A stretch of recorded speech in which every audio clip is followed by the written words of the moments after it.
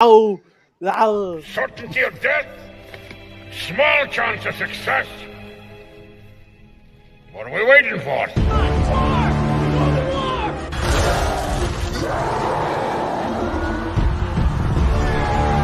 Fellas, I feel this is my lucky day.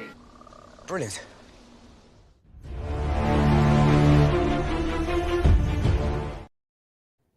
Hey, and welcome to another episode of Rankum. This is going to be an interesting one. I have no idea how this is going to go because we're talking about what if superhero movies were made before the 1980s.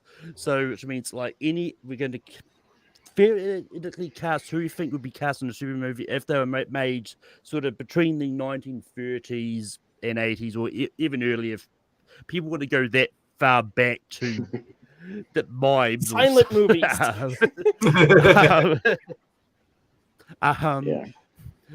But I've got a great panel here. Here's the last minute edition because I had a couple of dropouts. Austin, how are you feeling? I'm good. I'm replacing my partner, Jacob Barber, over on a podcast about movies. We were going to go live tonight, but he's feeling a little under the weather. So I said, hey, can I take your spot on Rankum and talk about some old actors and stuff? And he's like, okay, so let's do it. So shout outs to you, Jacob. Hope you feel better. And we're going to have a good time. Hopefully we entertain you tonight while you're getting better. Also here we've got Matt Kearns. Matt, how's it going? I'm going very well. I can't remember the last time I was on a Rankum. So I'm always happy to be back talking superheroes. So I'm sure my opinions will not annoy anybody if previous Rankums have proven anything to. And I love this concept. I told Malcolm, I said, this is really cool. So I really hope you guys watching really enjoy this so we can do more of these. Because this is just like, I think it also just like breaks the flow of doing another just like top 12 like insert actor name here, you know, like it breaks the flow. It's cool. So well, and I like this because it's not the usual like the upcoming project. Who would we cast right now? And I don't really like those questions. It's whoever they feel like it. But this one's a complete hypothetical what if that'll never happen from the past. You know, just having a little fun casting a big movie. You know, with all these people, that'd be fun. And then also we can bring up a couple of actors that like aren't necessarily that well known, but are freaking just ultra talented. So yeah, it's gonna be great. And also, last but not least, I'm either going to butcher his name or get it right. It's Andres Gallego. Andres, how's it going? Going well. You did just fine. You did just fine. All right? I'll let you slide on that one. Jen! Hey, Jen. Oh wait, we're talking about Brian. Hey, here's the thing. My entire But Matt, if you bring up Kurt Russell, it's like pre-Snake Plissken, so it's like computer that wore tennis shoes. Kurt Russell, just keep that in mind. Austin, and I'm going to love the fact that's the one that you went to, right? I would pick baby Kurt Russell to be Boss Baby in a like 1950s movie. Okay? I'm just saying, Snake Plissken didn't happen until '81. That's all I'm saying. Yes, that's but Snake Plissken was always in his heart. But with that being said, we're going to throw out castings we think is going to happen. But basically, the rules I've kind of put out there are just so to rate it in a little bit.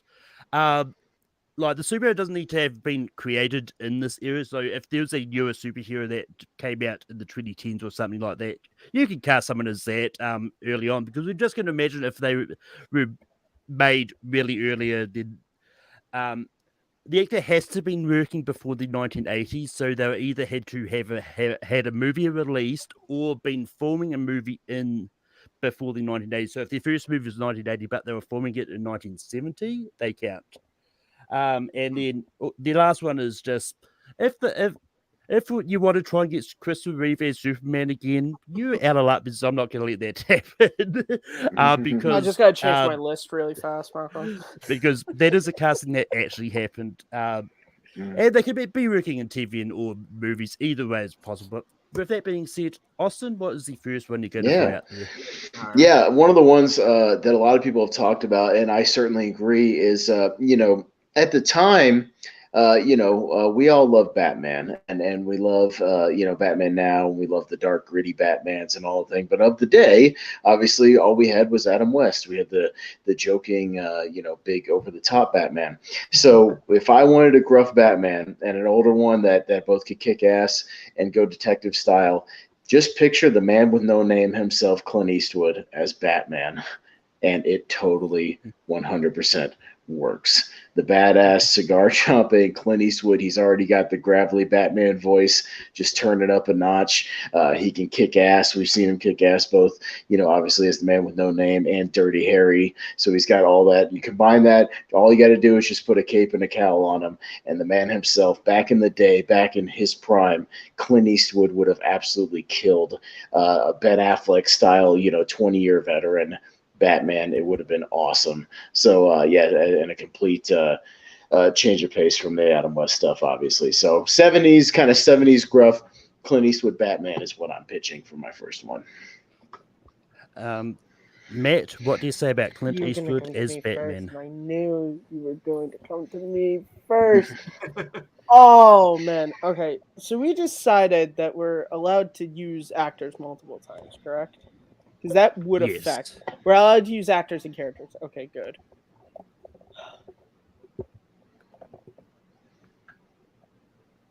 I think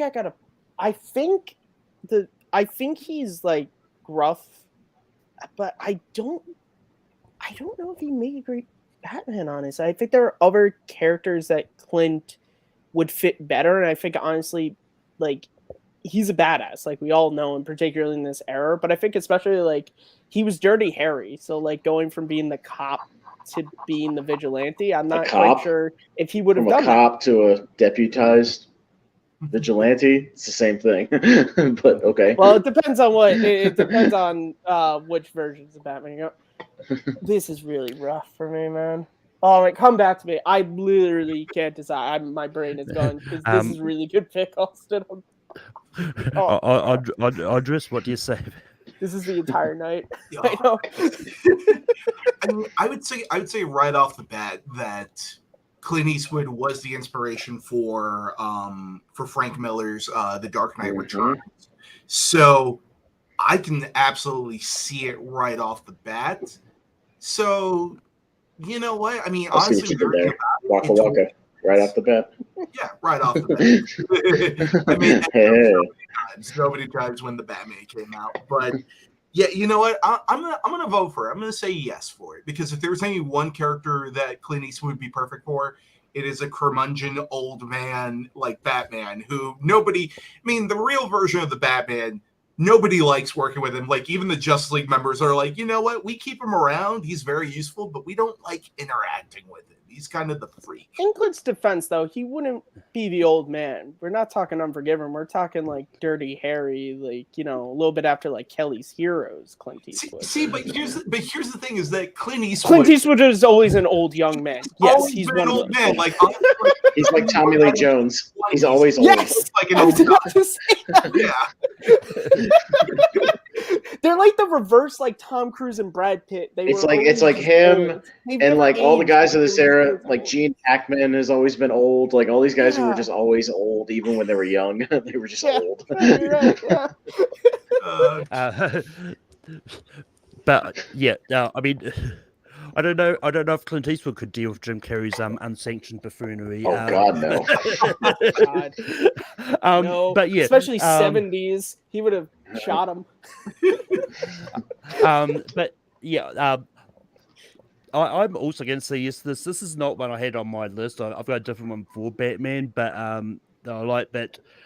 I'm going to say yes, but it helps me with one of my decisions for one of my picks that I've got coming up. Because I had a role which I was torn between two actors, and Clint Eastwood was one of them. So it makes it easy for me. So Clint Eastwood is Batman. I would have, honestly, after hearing you guys talk, I would have said yes too. I think sweet. All right. On Matt, what is your first pick?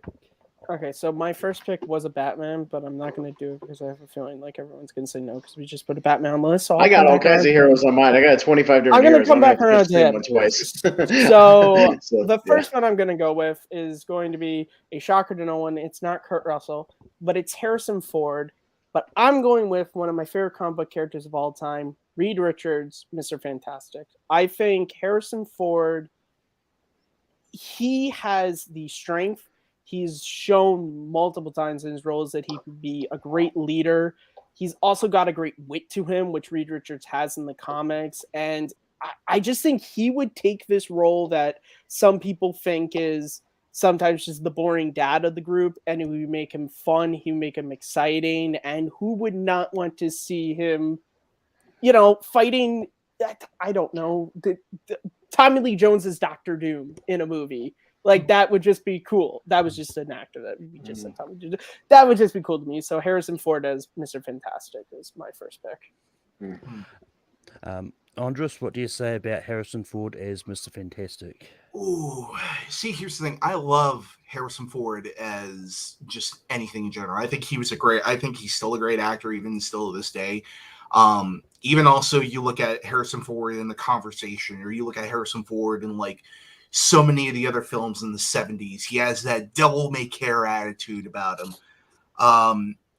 To a certain extent, I see where the wit is coming in, but I don't necessarily see Harrison Ford as being able to carry the intelligence of someone like a Reed Richards, like someone who like you're looking at them the entire time, and as you're looking at them, you just see like a nuclear furnace is burning in their brain.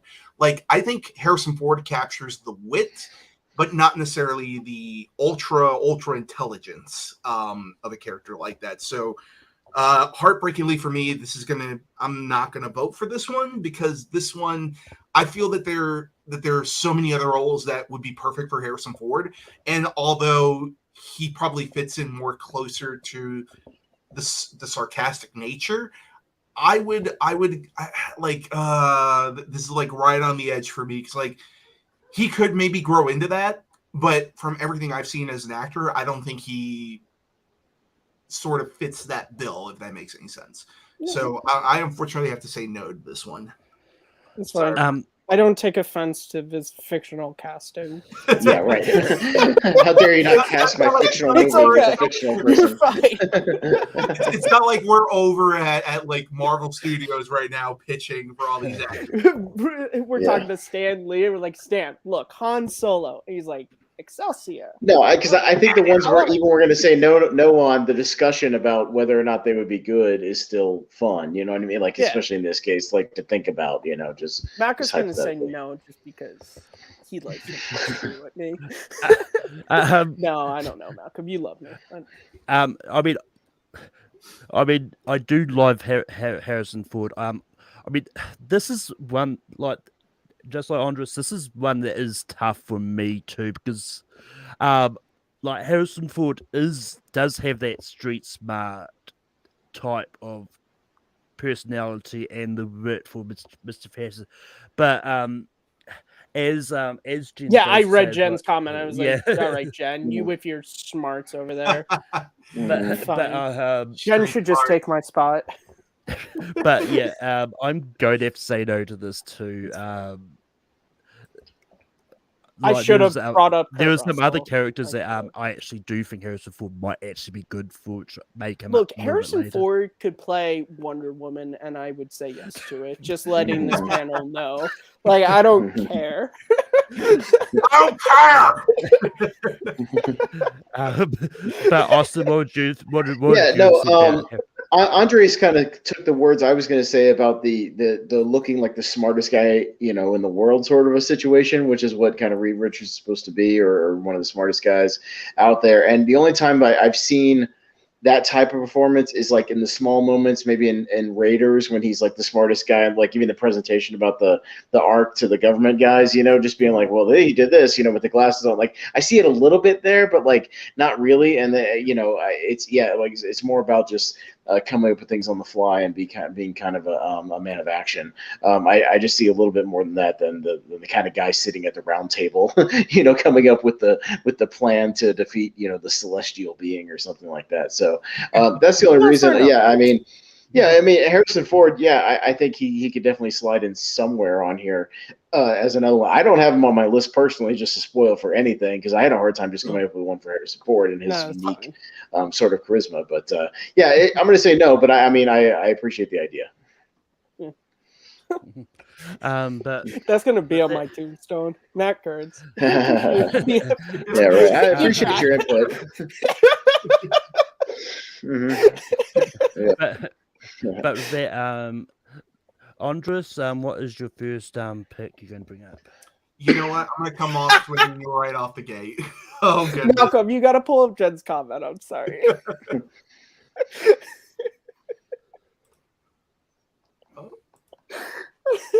Kevin Feige's watching us.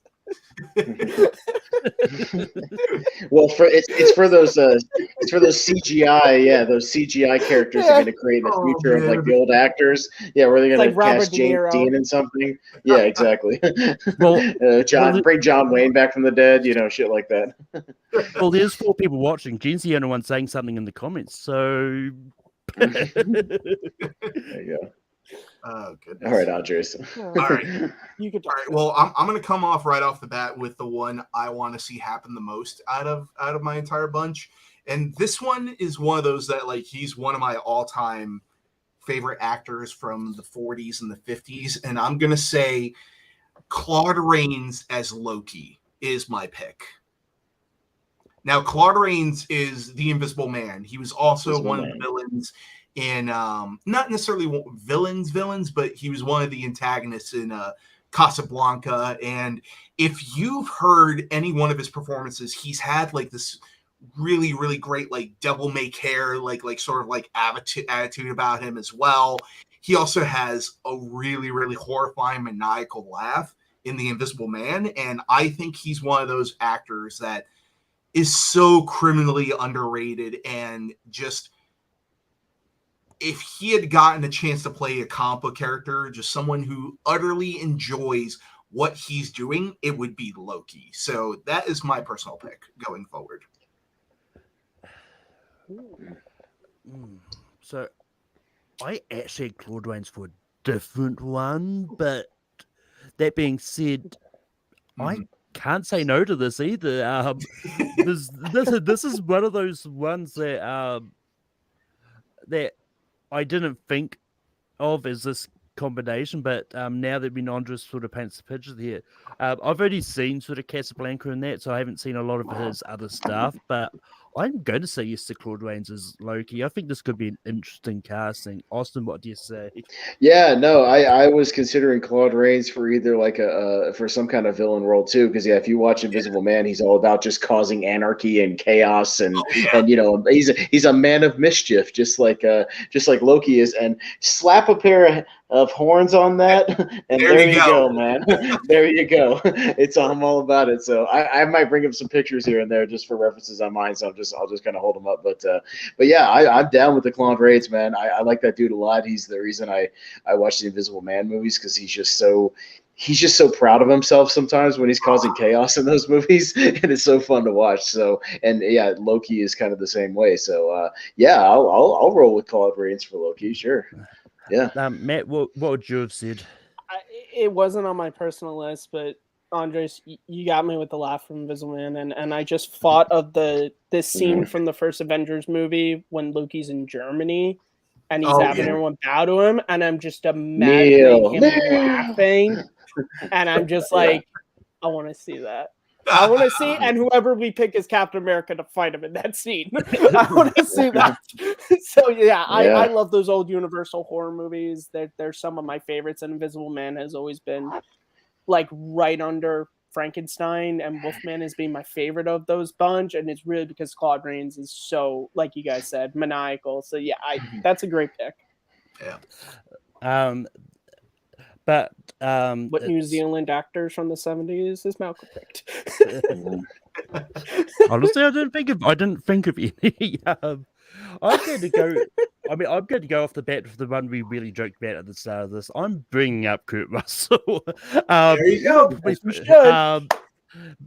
First of all, I'm going to kick it up. I was looking at photos of Kurt Russell back there. Doesn't he look like a young Matt Kearns?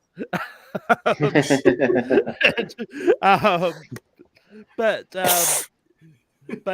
it's one of those ones like thinking about the sweetest comment ever. But yeah, no, this is one like thinking about back then with all these science tech ones. I was feeling like what superhero could sort of I could do them with this. And I thought Kurt Russell as Peter Parker Spider-Man would have been perfect around that time, because just looking at that picture, like I could see a Peter Parker-esque character in here. I could see Peter Parker. Having Kurt Russell in red suit could have been a really interesting kind of thing.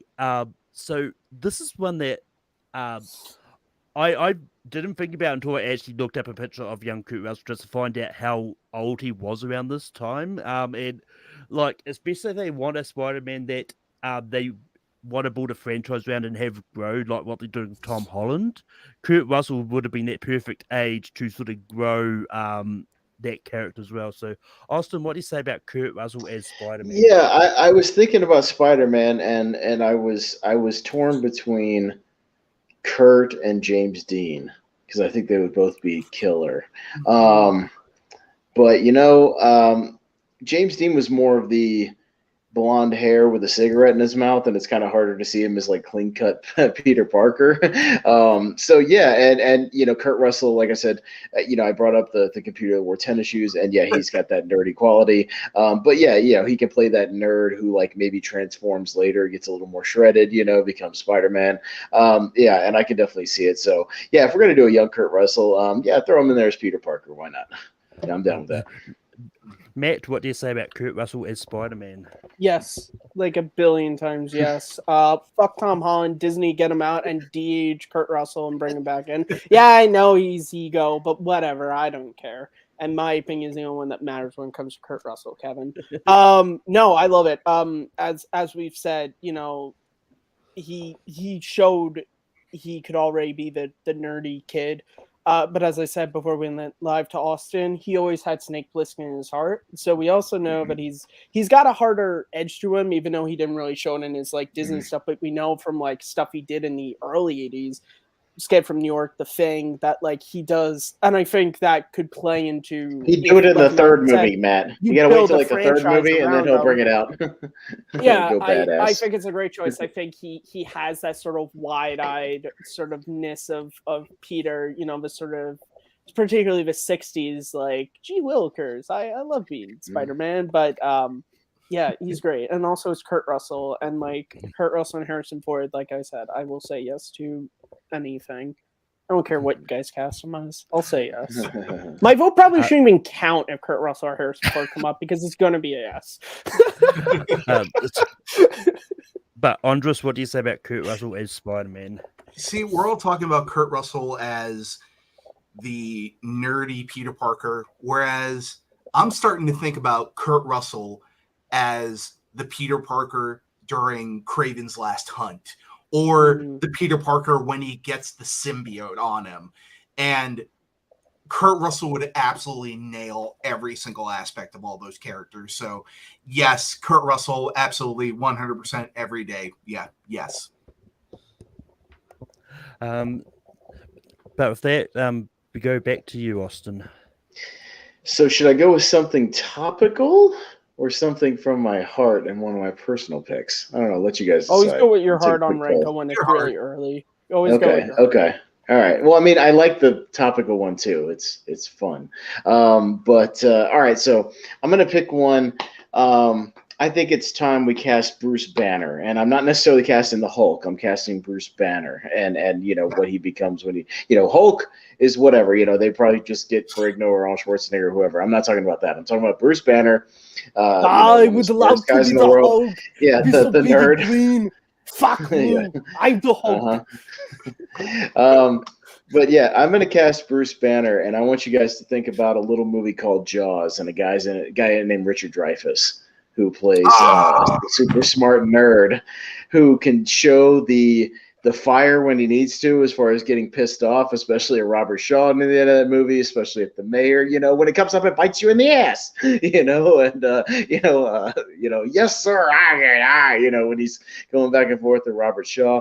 I was thinking about just a great sort of somebody that epitomized like this nerd that has a fire inside of him, and who but is kind of a puny person who couldn't take in an actual fight, but he's got that fire in him, and somebody who just for me just brings that out. So I just thought a lot about Richard Dreyfuss and Jaws, so I'm going to pitch Richard Dreyfuss as Bruce Banner. Matt, what do you say about Richard Dreyfuss as Bruce Banner? Interesting. It's not a pick I would have thought of when I was making my list. Because certainly he does have that sort of like nerdy scientistness to him, but I'm gonna say no, because at least, and maybe this is just the Bruce Banner I understand. I'm not a big Incredible Hulk fan, but like he's a little bit too sarcastic, and I always feel like Bruce Banner is very like, particularly if this is like a 60s 70s movie, he's very straight laced, and I think Richard just, in Jaws and Close Encounters, he's very just like you said, making the jokes, doing that. And I just don't see Bruce Banner in that, so I got to say no. Andres, what do you say about Richard Dreyfuss as Bruce Banner? I mean, I'd be fairly remiss to not vote for something that was on my list as well. That'd be weird. I know, right? But now after hearing you, Matt, I'm just gonna go yes, actually, yes, of course.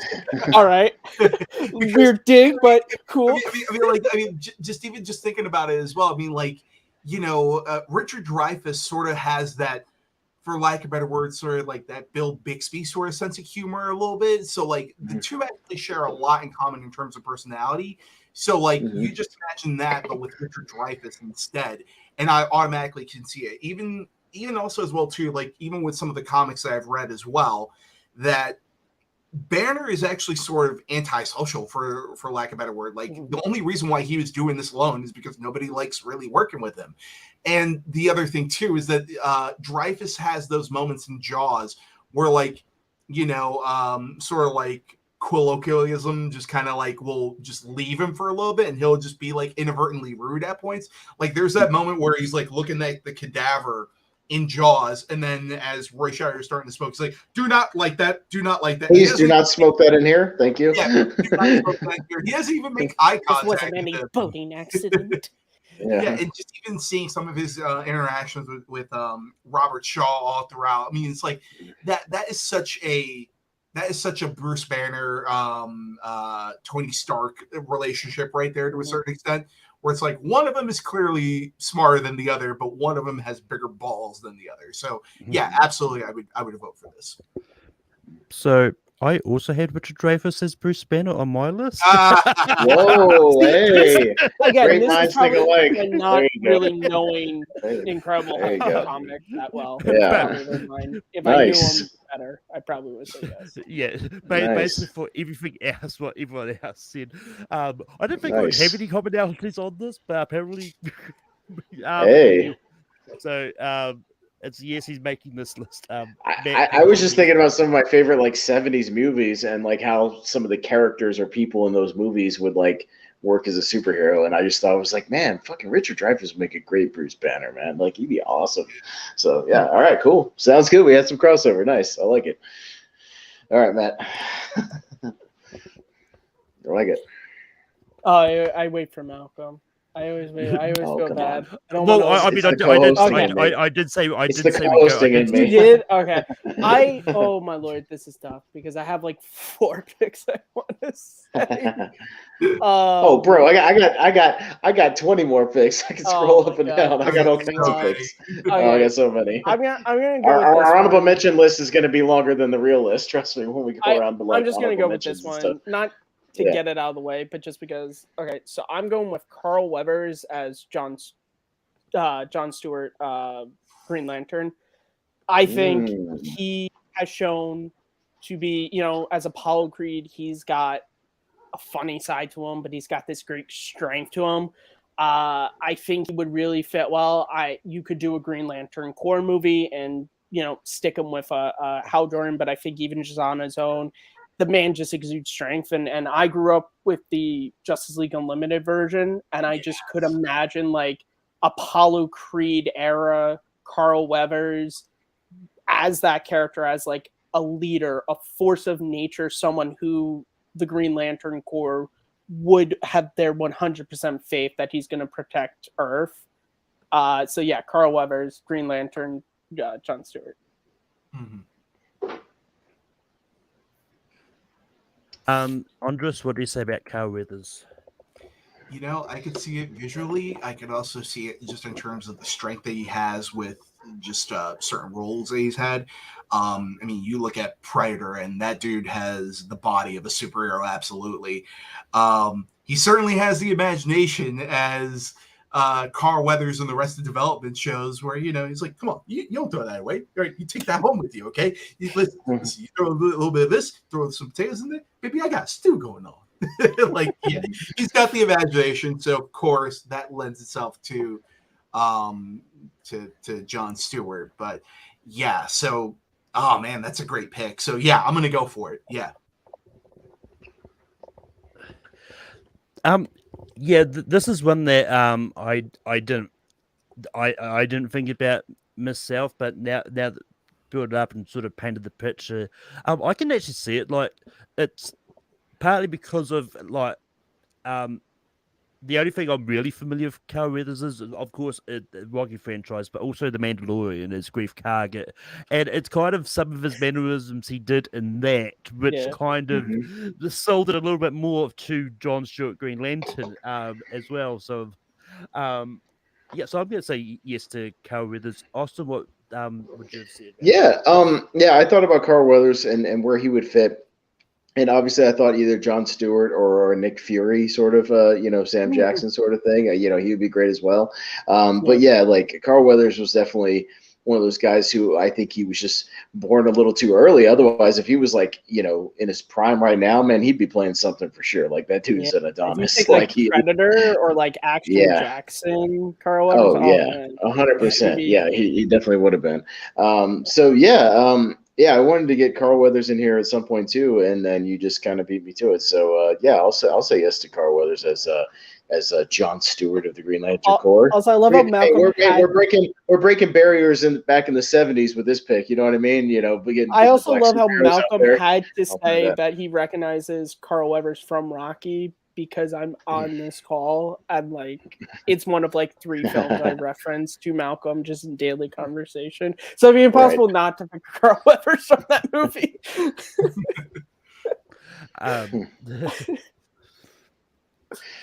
But yeah, Andres, what is your next pick?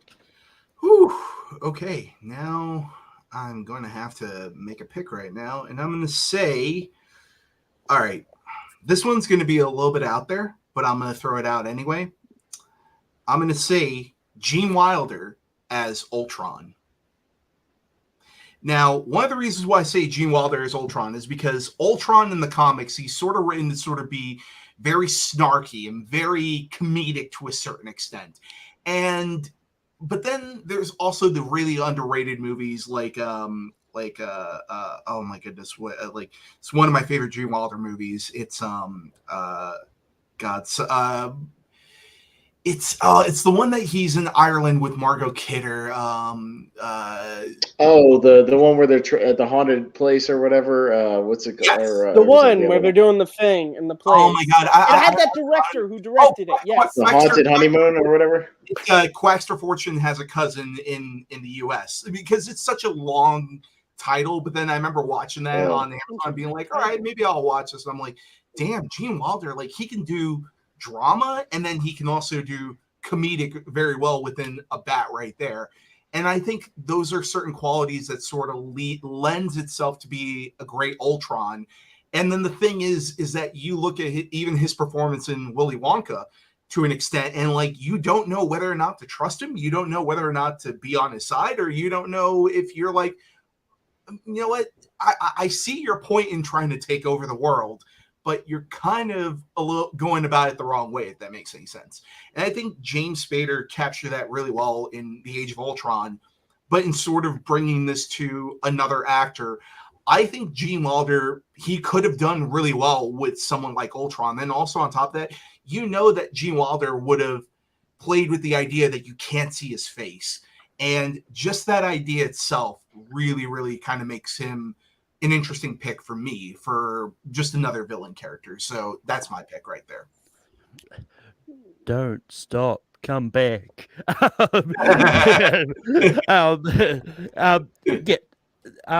This is, I didn't think of this, but this, I thought of Gene Wilder. I was like, where would I put him? In the end, I didn't put him anywhere because I just couldn't think of. But I could see him as Ultron now that you've sort of mentioned it, because and this is just purely because of Willy Wonka, because like just some of the stuff he does, like is like whether or not he's trying to stop them from doing the thing that's going to get them kicked off this tour or not. It's like, or die. Yeah, we don't see what happens to those kids in the Gene Wilder one. Well, that is true. That we made it to marshmallows in 5 Wonka bars seconds. are really made of chocolate. But yeah, I'm going to say yes to this because it's just interesting, and I could actually see this. Austin, what do you say about Gene Wilder as Ultron? As much as I love Gene Wilder, and Blazing Saddles is my favorite comedy of all time, like no joke. I couldn't think of where the hell to place Gene Wilder in any kind of role, villain. I don't know, because he's just one of those dudes. So I'm still going to say no, because I can't think of a place, and Ultron certainly ain't it. It is not the first one that comes to mind. I couldn't think of anything for Gene. I'm keeping Gene off this list for me personally. I think Gene just needs to be Gene. So, yeah, I don't see him in any kind of comic movie. Yeah. But Matt, what do you say about Gene Wilder as Ultron? This has nothing to do with this. How many spots do we have left on the list? We're at 5 right now, so we have 7 more. Ooh. Okay. I think Gene Wilder is great, but I think having him as a character who would have to be behind like a mask the entire time would be kind of a disservice to him. And you also got to think this is like the 70s, so like probably be a very good robot mask. We're probably get some cardboard spray painted silver. I love him, but I think I don't know if anyone else has him anywhere else. Yeah, I gotta say no. I love Gene, and I think he could be a good villain because, like you said, with Wonka, kill those kids. He might have. I believe it. But yeah, so sorry. I gotta say no. Right. It's on me. I'm either going to.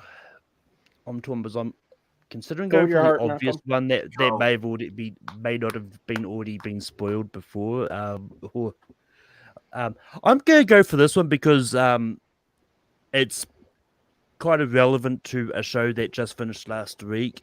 I'm going to cast Peter Sellers as Moon Knight because he's the reason I'm going to go for this is like you need to be someone who's good at switching between multiple characters, and he's proven that in Doctor Strangelove, or How He Learned to whatever the long title is.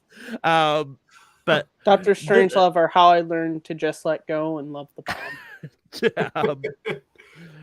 But yeah, but I think Peter Sellers could easily capture like all the different personalities of Moon Knight, just put his own spin on this, whether it's being Mark Spector or Jake Lockley or Stephen Grant. Like, I just think it's one of those ones that you need someone who's good at playing multiple roles. And if I was to maybe, and I'll probably have a different one if we do the 90s. But Austin, what do you say about Peter Sellers as Moon Knight?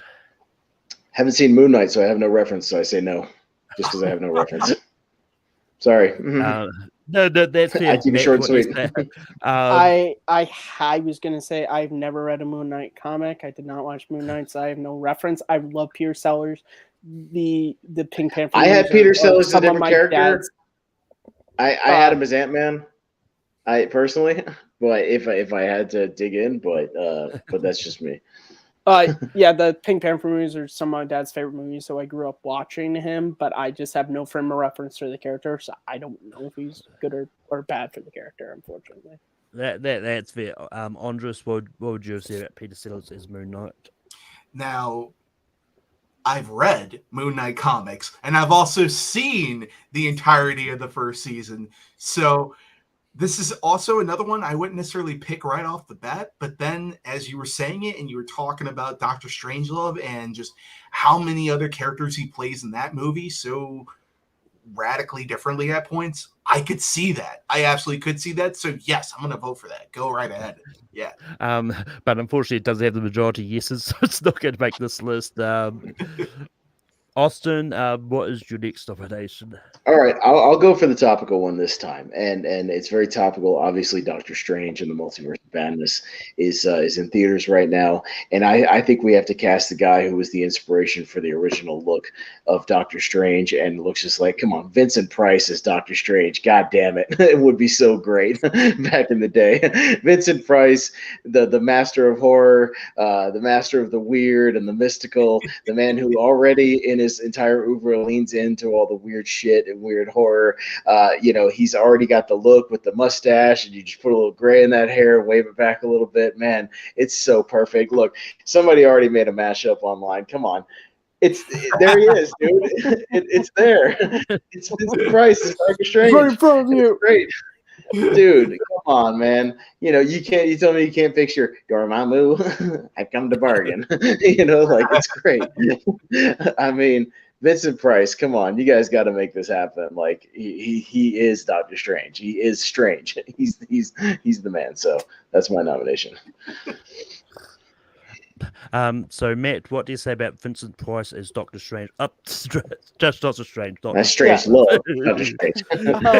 He is strange. It's funny for me, Vincent Price, and maybe this is just because of growing up and watching movies on TV a lot.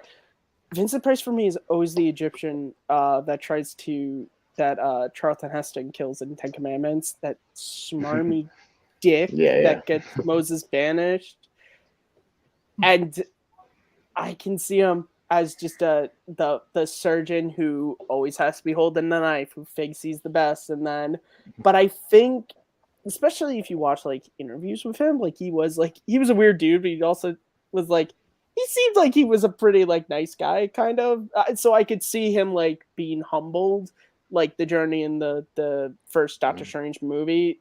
I think it's a great pick, and like you said, he does look like him. And I'm also afraid that Austin will like reach through his computer and grab me. No, it's fine. So it's just I just had to get it out there because I just start doing this and a portal. I just thought even the look alone, he looks exactly like Doctor Strange. Like go watch he does. No, go watch House of Wax and it's Doctor Strange. Comic. Yeah, The Haunting. all those old movies. Very come on. like skinny face there. Too. Very like yeah. Very lean. Mm-hmm.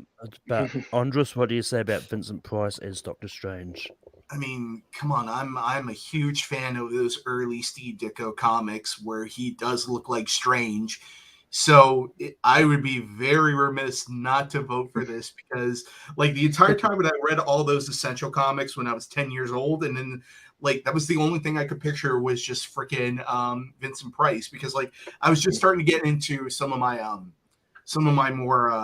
more deep dive film stuff back in the day. I just watched Ed Wood and Vincent Price was a big character in that. So just going back and watching all the Hammer horror films and all that other stuff. Mm-hmm. Yeah, absolutely. Like it's sort of like how Kevin Conroy is so ingrained in my head as Batman. Mm-hmm. Vincent Price is Doctor Strange for me. So yes, absolutely.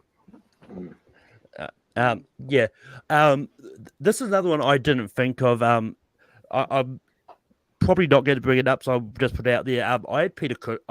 I was considering Peter Cushing as Doctor Strange myself, That's not a bad pick. but maybe I will throw him out later. I don't know, but for now, Vincent Price's Doctor Strange is going to be the one that's on this list. But I mean, it's a good casting, and it's one I didn't think of until Austin actually pointed it out. Some people in the 60s would say it's an excellent choice. Mm-hmm. Yeah. He was Egghead on the 60s. Batman. Yes, he was Egghead on Batman. Just for reference. I understand. But Matt, I'm going to pin Vincent Price as Egghead in the Batman movie. No, I'm just kidding. Valid. He wasn't in the movies, technically. He wasn't in the movies. He was only in the TV. No, just kidding. No, go ahead. I'm gonna get some ladies on this list, and I'm gonna go with one of my favorite actresses. I'm going with Sigourney Weaver as the only Diana Prince Wonder Woman. I think all I gotta say is Alien. She shows she's got a strength. She doesn't take shit from anyone. She can take on anything.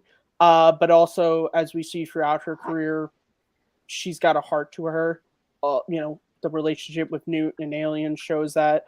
So the two combined, that is Wonder Woman. She has this strength, don't fuck with me attitude, but also has this heart that, like, she does care about humanity and she does want to help people. And she's Ellen Ripley flying around. Who also doesn't want to see Sigourney Weaver went to an alley and just spin in a circle? You don't want to see that. It would be the 70s, so she'd be pulling a Linda Carter, I assume. So yeah, Sigourney Weaver, Wonder Woman. Andres, what do you say about Sigourney Weaver as Wonder Woman? Oh my God, you're really gonna make me explain why I think Sigourney Weaver is perfect in every way whatsoever. I mean, I remember, God. First off, yes, absolutely, yes, 100% yes. Seeing Ellen Ripley in a power loader for the first time when I was like 6 or 7 years old, I was like, that is one of the most badass things I've ever seen in my entire life. So yeah, absolutely. And then also just kind of going with the Diana Prince aspect of it. Diana Prince is very much sort of the yin to the Justice League's gang, for lack of a better word. Like she's the heart. Like if you was to say Batman is the brains and Superman is the bronze, you would definitely have to say Diana Prince is the heart of the Justice League in terms of grounding everybody there. And Sigourney Weaver doesn't get enough credit for some of her roles in Ghostbusters to a certain extent, or even just some of her late 90s. I mean, all right, if we're going to go with some of the stuff, like Madman in the 70s is also just a big revelation in terms of what she can do before she did Alien. So, like, yeah, absolutely. She's an amazing pick. Like, that would have never have occurred to me for some reason or another. But now that you picture it, alongside a Clint Eastwood Batman, yes, I'm gonna go for that. Yeah, this is one that I didn't think about and at first myself, and this is going to be an easy yes for me as well, because, like, as Matt said, I think everything she does in Alien is her audition tape to be Wonder Woman. Like there's not much more to say about this, really. But Austin, what would you have said about this? Just this one picture. Look at goddamn 70s Sigourney Weaver just killing it, looking like a princess. That big hair, looking sexy, looking strong, looking like an icon. Yeah, no, come on. Anybody that knows me knows Aliens is my favorite movie of all time, just period. So I love Sigourney Weaver. I love Sigourney Weaver. And yeah, like if we're gonna get somebody in there, that's not Linda Carter, obviously, who was her in the 70s, but has a different kind of power and a little bit different look and a strength and a different interpretation of Wonder Woman. I think Sigourney Weaver could definitely pull it off. And yeah, she would have owned this in the 70s. Yeah, and especially even progressing into the 80s, like she would have just killed it, for a long time. Like she'd been great. Yeah. So yeah, sure. Yeah. Mm-hmm. Andres, what is your next nomination? All right, my next nomination. You know what? Let's fill out the Trinity. Let's fill out the Justice League Trinity, guys. So my next pick would be Gregory Peck as Kal-El, aka Superman. Now, here's the thing: Gregory Peck not necessarily has the the physical capacity to be Superman, but I don't think that that's the important part of the character. The important part of the character for me is the heart and soul of who Kal-El is, where he's just a guy who literally has the best superpowers on the planet and decides, you know what? Why not help people? Why not help everybody out in this world? And I think with some of the roles that even Gregory Peck has had way back when in the day, I mean, visually, he looks like Clark Kent all throughout To Kill a Mockingbird. He absolutely nails that part. And then, you know, you need a Superman that also has a little bit of a dark side to him. And that, I think, you can look at something like Cape Fear, where even though he's doing the right thing, he's technically doing something very immoral by locking this crazy lunatic madman in prison and sort of ignoring some of the evidence, of course. But you see exactly why he did it, and you don't necessarily go, oh, that's you without condemning or condoning, you understand exactly why he did it. And I think that is a very important trait to have in Superman, where you understand what the motives are, and he's going to make the right choice every time, even if you don't like it. So I think that Gregory Peck as Kal-El would be a great choice for me. So there you go. Yeah, I mean, I technically actually didn't have a Superman on my list. The one I was considering throwing out, but I'm not going to now. It's probably a bit too late for that. I was going to throw out the joke of Robert Downey Jr. as Baby Superman, because his first movie was in 1970. He was in Pound. He was 5 years old. So it would have been a ridiculous loophole in this, but he would have. He could have been in the pod. Yeah. But that being said, Gregory Peck as an adult Superman, I think, is great. It was like, this is one that I didn't think about. And I think the only thing I've seen of Gregory Peck is To Kill a Mockingbird, but just that alone, I think, is enough for me to say yes to this. Austin, what do you say about Gregory Peck? Oh man, I'm torn.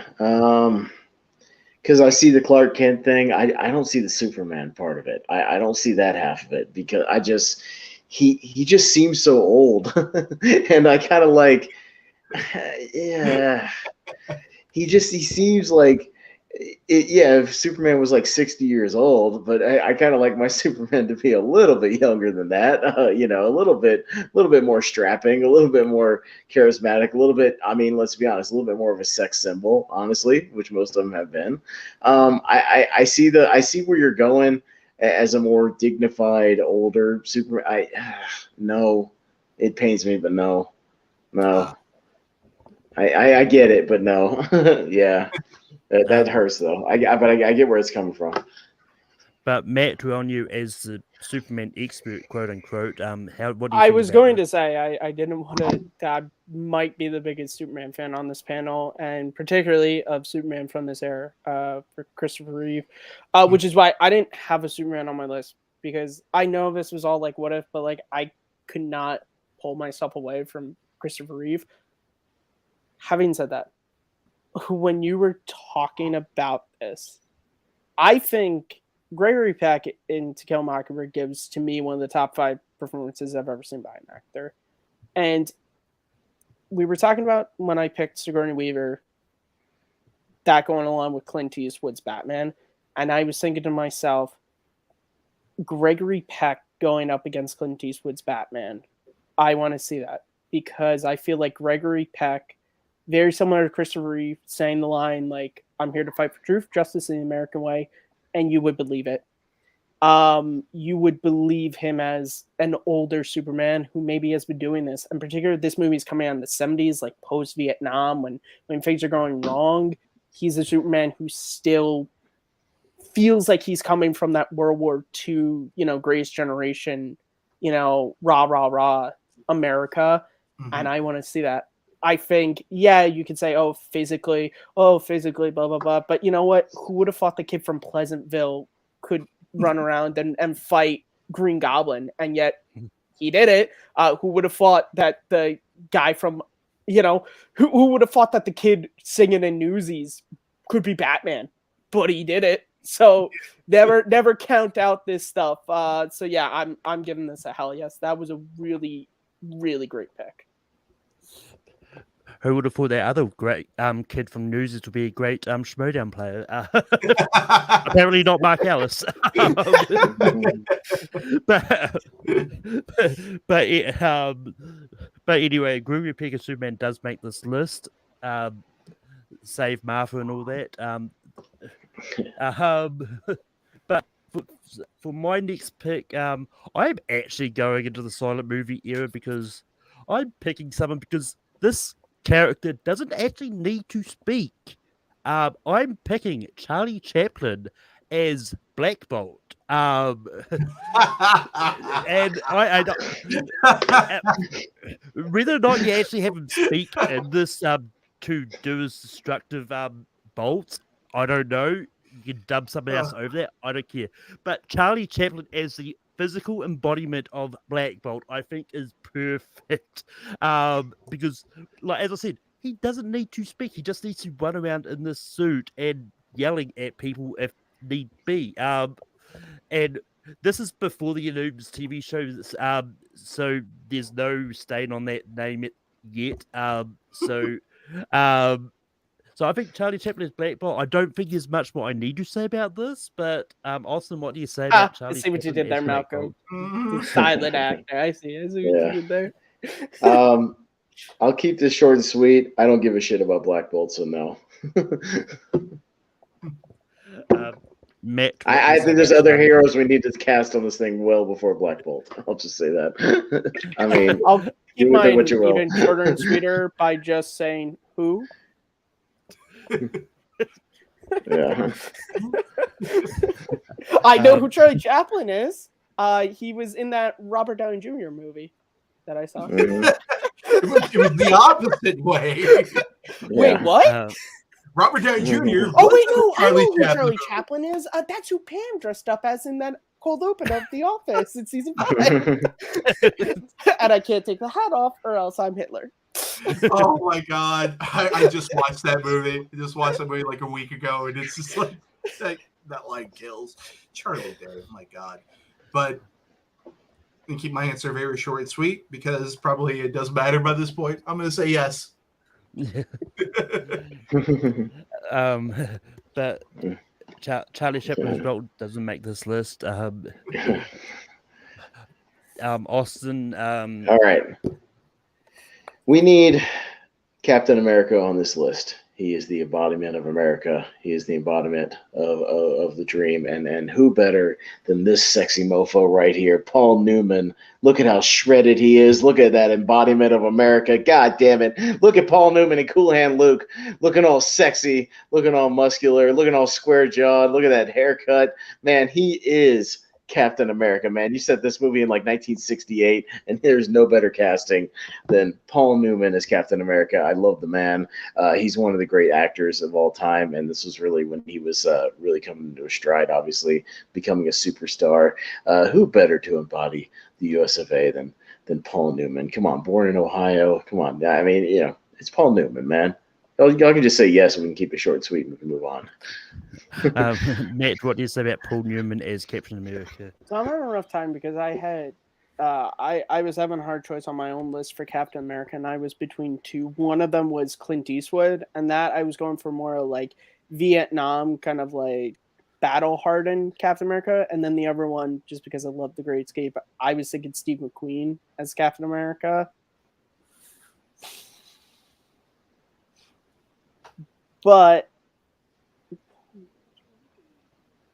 this is tough because I haven't. Does he not look like Steve Rogers? Like, get the fuck out of here, Steve Matt. Come on, McQueen's man. already named Steve, so you know he's halfway to the role. Please.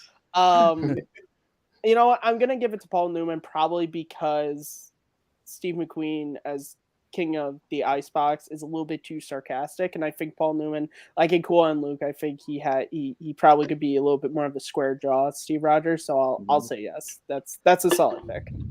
Andres, what do you say about Paul Newman? Yeah, Captain I mean, America. It's difficult for Matt to say. He's like throwing up. He's like Captain. Oh, America. There's Captain New Zealand. Oh, my goodness. Honestly, I wouldn't have picked Paul Newman for Captain America right off the bat. But now that you talk about it, I can picture it. I can see it. I think Paul Newman definitely has the. Well, of course you can see it. Look at him. That's Captain America. Are you kidding me? That's right out of a comic book. As like visual representation for all his picks. So I do. Like, look at it. Oh, wait till my next one. You're going to be like, holy shit, that's a given. But yeah. But like I think the one thing that Paul Newman would probably struggle a little bit in terms of playing the naive version of Steve Rogers, because at the end of the day, we have to remember that Steve Rogers, he is, for lack of a better word, a fish out of water, not even also in the era that he's in, but also in the physical body that he's in. He's a nerd through and through. He's somebody who has been molded by the fact that he's been bullied and he's just been said no throughout his entire life. And that was the one thing I was worried about with Chris Evans when they cast him, because by that point, he had played Johnny Storm. He had played all these sarcastic, witty characters. And I was like, I'm not sure if he's going to capture that, oh, gee golly version of Steve Rogers. Having said that, you know, I'd be willing to give Paul Newman a chance on this as Steve Rogers. I mean, he's got the look down, but my only question would be, can he capture that fully? So I'm going to say right on the edge, yes. Honestly, in the 70s, they probably cheated and got like a different person to be like pre-super soldier serum. And then they just would have become Paul Newman in the machine. Yeah, he would just sort of turn into it, you know, one scene to another. Yeah. Yeah. I think if there was a Captain New Zealand, it would be played by Timur Morrison. Dude, I'd watch the shit out of that movie. Yeah. Like a panther. Which I'm not going to lie. I was struggling to find something for Tim and Morris as it was, because his first movie was in 1972. Like he would have. How young was he? He would have been. He's in his late 50s right now, I think. He was born in 1960, so he would have been 12. He would have, but it's just one of those. I just couldn't think of someone that would work perfectly for him, so I wasn't going to try it. Well, probably. Well, I mean, a lot of the heroes are more Americanized anyway. So as it is, it would have been a lot harder for Tim and Morrison to slide in there anyway. Malcolm's just taking a dig at the comics industry. He's just like, sound like New Zealand. Even though everyone's like, didn't J.R.R. Tolkien give you like 3 books worth of heroes? Isn't that enough for you, Malcolm? Isn't the whole of Middle Earth enough? Maybe I'll do what if Lord of the Rings was made before Kurt Russell is everyone. But anyway,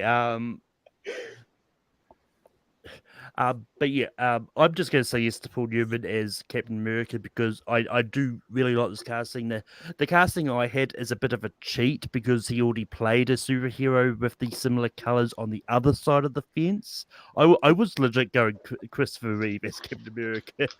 Malcolm, I would have said yes. I mean, am I surprised? but Paul Newman as Captain America is making this list. Matt, what is your next nomination? So my next nomination, I was really just thinking about comic book characters and you know, like people from the MCU and everything, that the characters that I really like and thinking who they could have been. This is just a total. I'm going with Burt Reynolds as Starlord. I'm thinking Bandit in space. Like that wild, crazy, fun. He probably wouldn't be very pop culture spewing, but that, you know, you could see him as a Ravager. You could see him just having a ton of fun. But also, we know he has that side that when shit's going down, he could rally the troops and get everyone together, and he would just be a ton of fun. So yeah, Burt Reynolds as Starlord. Hondros, what do you say about Burt Reynolds as Starlord? Oh man, see, I look at that right now and I'm like, okay, yeah, he's got the wit, he's got the humor. Does he have the dance skills? No. That's the really important part. Does he have the dance skills more than Oh, anything? he But you know dances what? with No. Sally He probably Field in the does first with the one. Smokey and the Bandit stuff. So you know what? Yeah, I'm gonna let this one go. Yeah, let's do it.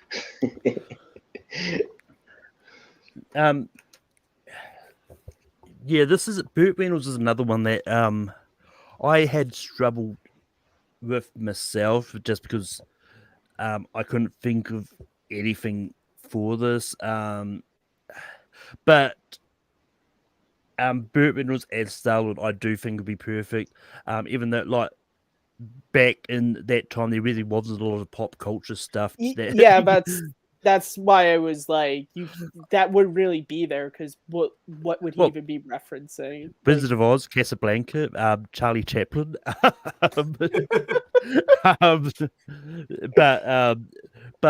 that being said, I don't think Starlord necessarily needs to be pop culture thing. Yeah, he I don't doesn't. know. No. I honestly haven't read the Guardians comic book, so I don't know. I If he think actually that was a does the James pop Gunn culture- thing, in all Yeah. honesty. It Yeah. definitely was, because in the Guardians comics, he's actually very straight-laced. He's actually kind of boring in the comics, really. And Gunn actually gave him a much better dimension in the movie. So I would absolutely And agree Burt with Reynolds would have in the 70s. that. Yeah, Yeah. absolutely.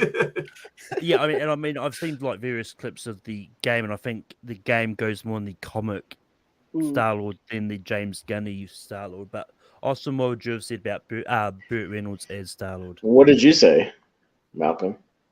I did say yes. Oh, okay. Because all right. So it's not on me anyways because it's already going through. I would have said no only because Burt Reynolds himself wouldn't agree to wear a damn helmet the whole time. He'd want to show his face the entire movie. Yeah, that's why they added that stupid thing in the movie where it's like. Yeah, he'd be a stubborn son of a bitch and say, "You got to that's see the my thing. face the entire He movie," wouldn't have and I'm not known putting that on they a were helmet. putting a mask on him until he saw the film. Yeah. If he went to the premiere, which he may not have. I had Burt Reynolds as Hawkeye. If you think about Deliverance, See, but Smokey and the Bandit. That was my immediate. I go no mustache. Burt Reynolds. Like Okay, Deliverance style, and with him with the bow and arrow in that movie, kicking ass, shredded dude. He's Hawkeye, like he's right there. Yeah. See, I had Burt as Tony Stark actually. I was thinking that too. I got two better picks as Tony Stark. Two better ones, way two better ones. Came back to Bandit, and I was just like, Bandit fits perfectly into Starlord. But anyway, but that's anyway, a good one too. Yeah. But anyway, Andres, what is your next pick? We've only Burt got Reynolds two as spots Tony left. Stark. Back to back first. You know what? I'm gonna go for another Avenger. Actually, it's right there, clear as day. So I'm just gonna say it. Arnold Schwarzenegger is Thor, Odin's son. Come on. I mean, he's got the body. Does he have the acting skill at that point in time? Maybe not. But as we've seen with Arnold, you know, the more you start giving him a much more bigger part to play in a movie, or you start giving him better lines, you know, he can do dialogue. He can, like, I argue that probably one of his best performances was in Maggie, and that movie was just such an emotional gut punch because you were just like, I don't know if Arnold Schwarzenegger could ever do this. And after seeing him do that, and just knowing that that was in him the entire time, I could totally see him being a Thor. And I could totally see him nailing the whole aspect of being the arrogant dude that needs to be taken down a peg and actually earn his worthiness with Mjolnir. I mean, like, yeah, I could see that. And then like of course he's got the body type, and of course he, like, you look at that guy and you're like, yep. I mean, to quote Drex, this is not a dude. This is a man. So I'm gonna go Arnold Schwarzenegger as Thor.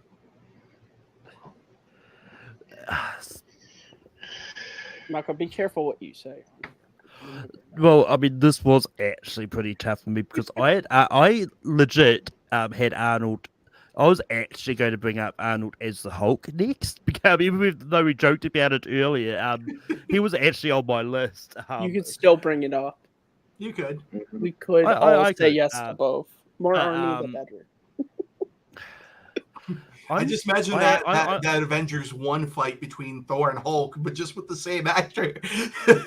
Andres, don't do it to me, because now Arnold. Look, I mean, I am going to say no, because even though I know that Arnold can do dialogue in there, I just don't see him as Thor. And I actually like the one I've got for a little bit more. I'll either bring it up next or in honorable mentions. But Austin, what do you say about Arnold as Thor? I'm only going to say no, only because I was leaning more towards the Hulk thing for Arnold, because I'm also thinking about the actor at this time that we're casting.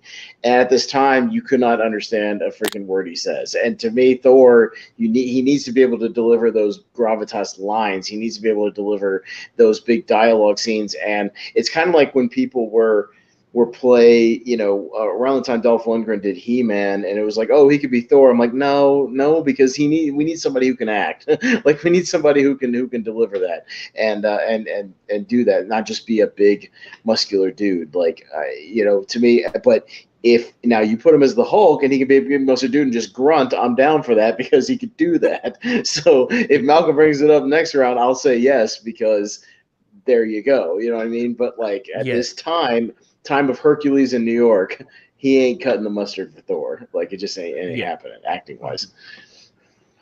But Matt, what would you have said about Arnie as Thor? Austin just said, I was going to say yes. He already played a god in Hercules in New York around this time. Mm-hmm. He did it already.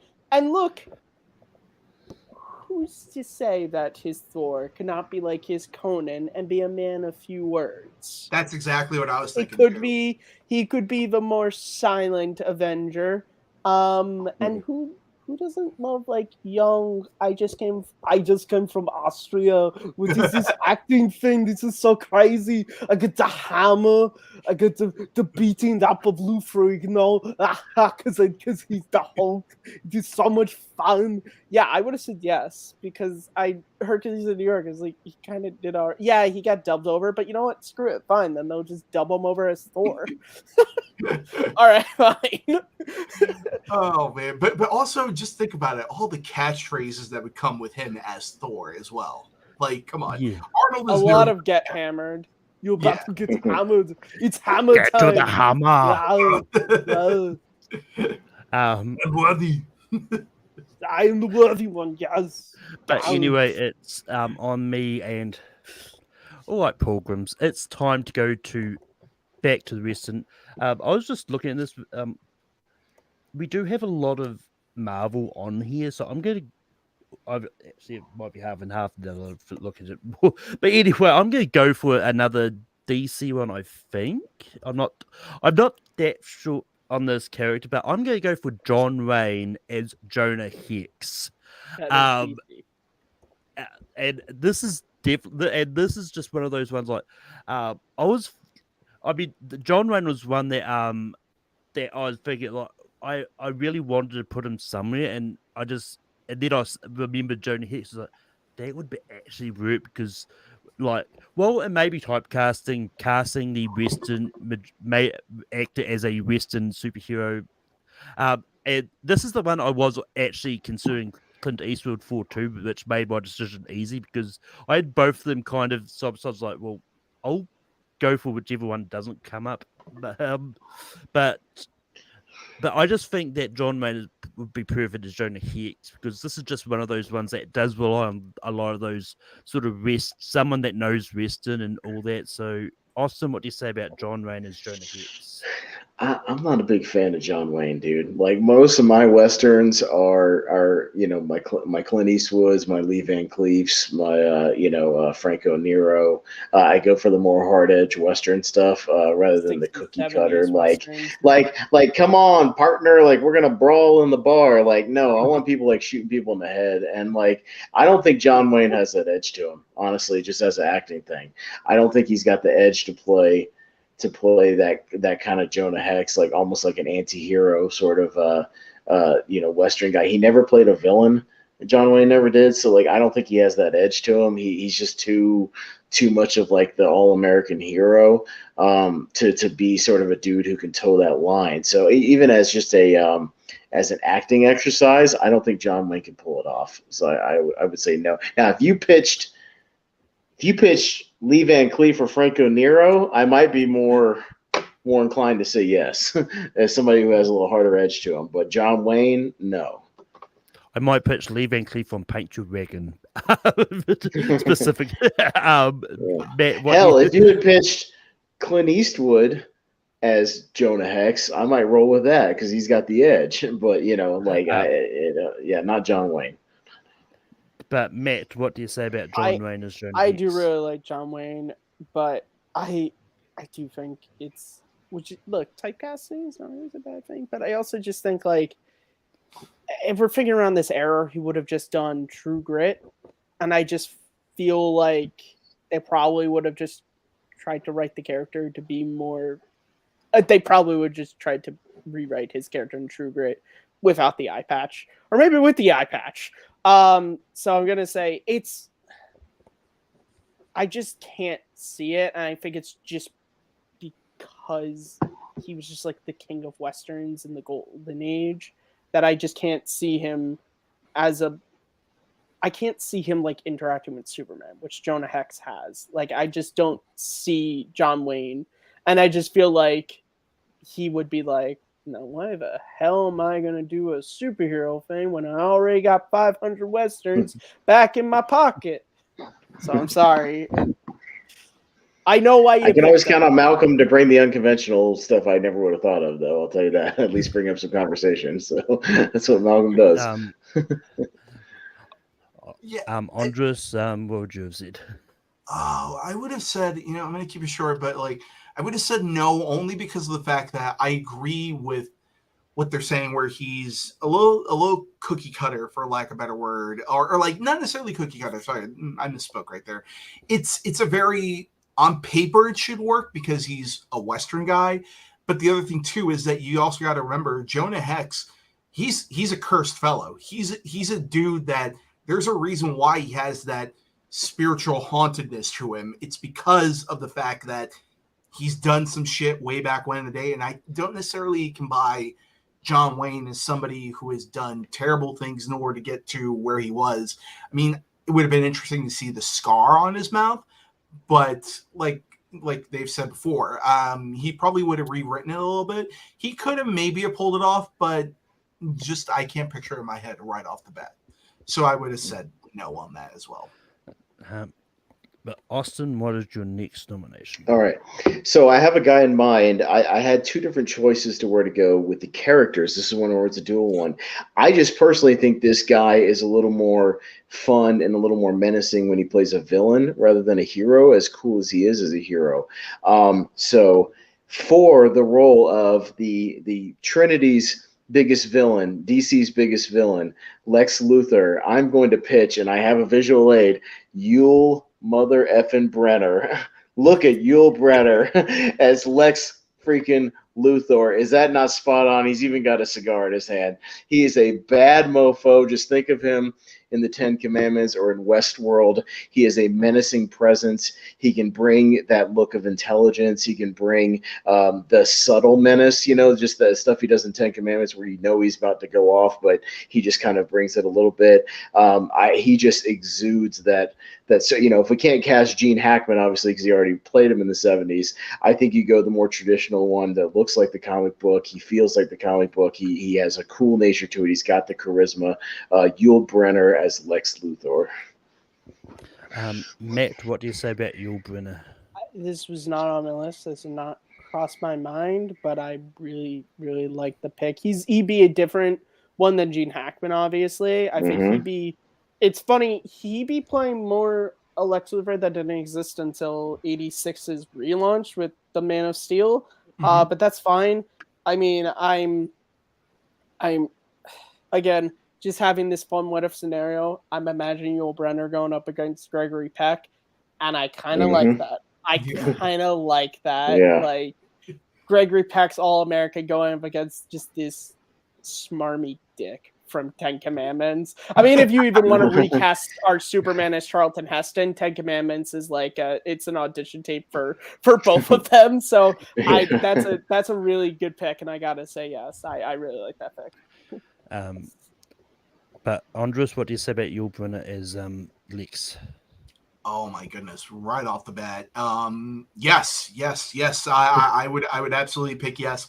I mean, it's funny, Matt. You mentioned the Man of Steel run by John Byrne. That's immediately what I thought of right off the bat. And I'm like, yeah, like I could so picture that, and I could so picture just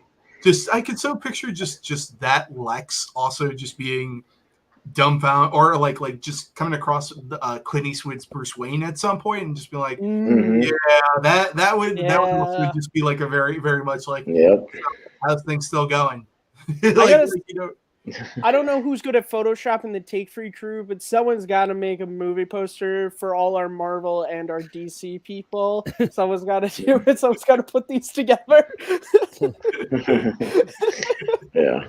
So somebody at the Abe was like, my God, Malcolm, send these lists to Abe, split them up into DC and the Marvels, and send them to Abe to put together for us. Oh my God. But that being said, I've got a tough choice for this because I actually had Yul Brynner as a different build. Well, I'll say who I had him as in a second, just because I've already nominated him. So go ahead, I'll say in a second. Because when Austin flicked up that picture, the first thing I thought of was Professor X. I had a choice to make with Professor X. No, but I think Yul has more fun when he's playing a villain, and I think he's a little more menacing as a villain. And I don't see the kindness in Yul Brynner that like Professor X has, and I don't think Yul Brynner is opening a school to help runaways. Yeah, he's not helping children. Like I don't see Yul Brynner doing that. So I see him more as a guy who's going to take over the world rather than like. Don't get me wrong. He looks like Professor X. Like you put him in a wheelchair and he's there. But like I'm talking about the acting wise. If you go look into his thing, even when he's playing a hero like in Magnificent Seven, he's a very tough, like almost again anti-hero. So I think the villains are more up his alley. Like personally. Oh yeah, no, I get that. Because I was going to say yes anyway. Just because I do. Because I mean, it was going to make the list anyway. But also, I'll take anyone over Jesse Eisenberg. So, anyway, I think everyone except for Zack Snyder would agree with you, Malcolm. Come at me, Snyder fan base. And guys, look, I'm the guy who has a BVS poster on his wall, and I'm saying that. So hey, I'm a Snyder guy. I have a Justice League poster right behind I me. love that movie. Minus him. But with that, Yul Brynner is Lex Luthor does make this list. We've got one spot left. We're on new match. All right. Well, this is fun. I'm ready for all the no's to come out. So honestly, I'm just going throwing anything at the wall now. One of my favorite DC characters is the Flash, and I think someone who could play a fun, crazy Barry Allen, who also shows when stuff gets serious, he can come with it. I'm going with the original Hawkeye, Donald Sutherland. I think as Hawkeye Pierce, he has so many of the qualities of Barry Allen. He has that humor, the jokesterness, but also there are so many scenes in that movie when the copters come in and he has to get everybody to immediately get to work or people are going to die. He is able to flip that switch. And I think that's something Barry Allen has. And I think Donald could play to perfection.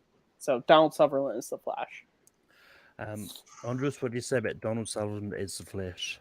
See, the minute you said it, I was like, I don't picture it. But then you start talking about all that, and you start thinking about all his older roles. I mean, in terms of just where he sort of had this balance of this balance of like seriousness and goofy. And the thing is that Barry Allen, he's supposed to have a really good mashup of those two as someone who can go in time into any timeline and has that power in front of him, and just also someone who suffered so much in his life before he's even gotten the powers. So now that I think about it a little more, I'm like, oh, it's not my first choice, but I can picture that. So I'm going to say yes. I'm going to say yes to that one. Yeah, the Flash was one of the ones I had a lot of trouble with because I just couldn't think of anyone. Donald Sutherland is definitely an intriguing choice. But I'm gonna say no and leave it up to Austin on this. Austin, what do you say about Donald Sutherland as Austin was like, Well- why'd you do this to Well, me? here's the thing. I had somebody casted for Wally West Flash, not Barry Allen Flash. Now, I'm a massive Donald Sutherland fan. Invasion of the Body Snatchers 1978 is my favorite horror movie of all time, period. Oh, it's the best. I love that we he's both the did it best. at the same time. Oh, he's the best. Oh, he's awesome. And he's so great in that movie. I just don't see him playing the damn Flash. I don't see him playing any superhero. I see him playing like a goofier, like, you could cast him as a Calendar Man or something, or like the Clock King or some shit. Like some more quirkier guy, because he, especially back in the 70s, he had more of that. He was more similar to like a Jeff Goldblum as far as he had his own like unique delivery and like his own kind of weird energy. And like I just don't see him bouncing off with like quips and fast paced stuff like with the rest of the Justice League. I don't see him doing that. If you pick somebody else, maybe. I don't see Donald Sutherland doing that. And I like Donald Sutherland, but no, no, not really. I'm sorry, Matt. But yeah. Fine. Once again, this is all fiction, and this is also the last spot, Yeah. so I'm. It's when gonna it be comes to the tougher last because spot, it's the I last never spot. take offense to people. I know. I didn't want to have to pitch Yul Brenner as the last spot as number 11. I was like, okay, I think I got this. But like as number 12, like I could see people saying no just because they want to get their You picks see in. any Yeah. you could literally see us saying no to Clint Eastwood as Batman right now, even though we all right. said yes. Like that's Yeah. But Andres, what do you have as your next nomination? Oh man, you know what? We need a Tony Stark, guys. We need a Tony Stark. I'm gonna pitch one if you don't. I have Eventually. a pitch. You know what? I'm gonna pitch another DC character, and I'm gonna say Peter O'Toole as Aquaman, Arthur Curry, King of the Seven Seas. Because here's the thing: right off the bat, you can't necessarily picture that. But here's the thing: you look at him in Lawrence of Arabia. You need a character that can rally up all these like groups and legions of people. And that's also even the key in the Arthur Curry character is that you're supposed to not buy that he's going to be this big leader because of someone of two worlds. But the other thing, too, is that when you look at someone like Peter O'Toole, you can buy that he could lead and command an army.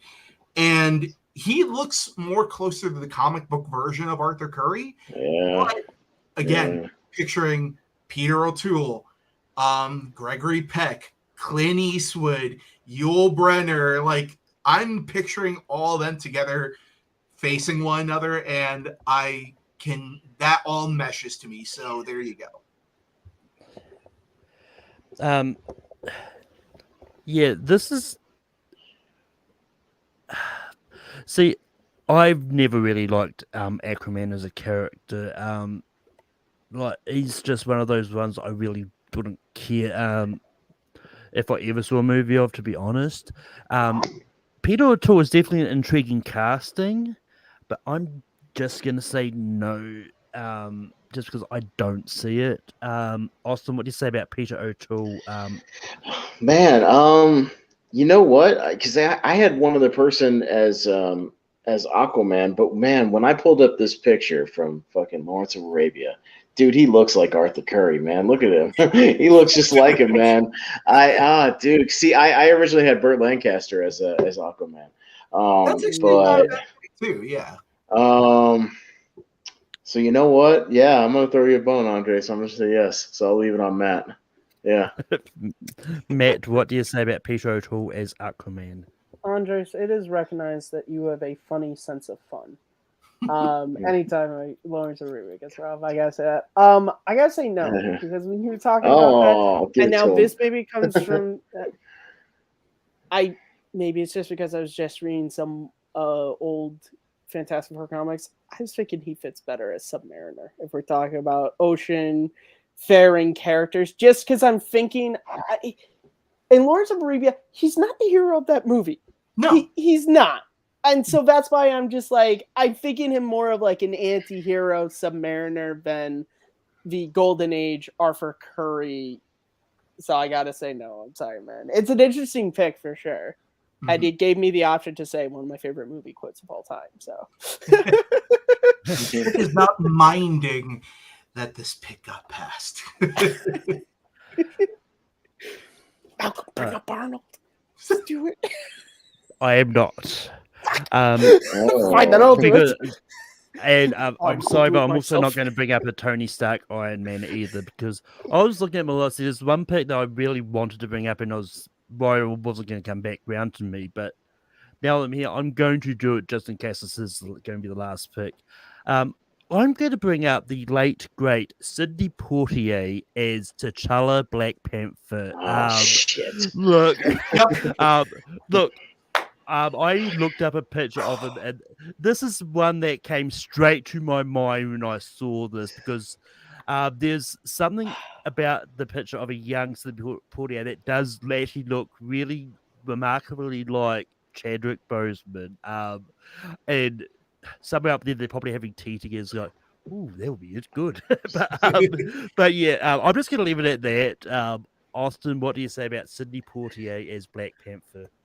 I can't say no because it's a crossover. He's on my list as a potential. And I had Sidney Poitier as Black Panther. Although I will say, when you do the action scenes, you got to get a stunt man because I don't think he's up for the actual fight scenes. But that's okay because you put the whole outfit on, you put the thing on him. You have a stunt guy do the action. But then when he takes it off, he's obviously a leader. I mean, they call me Mr. Tibbs, they call me T'Challa, whatever, you want to go with. And yeah, he was definitely like late 60s, 70s coming into his own with, Guess Who's Coming to Dinner and all that kind of stuff. He's the powerhouse African-American actor of like that era for sure. So I think, if you're going to, and it's a fitting number 12, I think with the passing of Chadwick Boseman, if we could bring back Sidney Poitier to kind of fill his shoes, I think people would be like more than happy with that. So I'll say yes. Cause again, it was on my list. So I kind of have to say yes. Matt, what would you have said about Sidney Poitier as Black Panther? Wasn't on my list because there were just like so many superhero characters and actors running through my head. But Malcolm, when you brought it up, all I can say is, get this man a yes. And with that, it does make the list. Andres, what would you have said? I mean, I would have said, guess who's making the list? But yes, absolutely. He was on my list as well, too, for T'Challa. So, yeah, let's do it. Yeah, let's do it. But with that, Malcolm, I don't think did Malcolm have one at all this whole thing? Oh, yeah, Kurt Russell. So I mean, I have Spider-Man. So okay, I was about to say we need to at least throw him one bone if he has one good one. So we'll throw him a bone for that one. Yeah, but it's a good pick. So that's fine.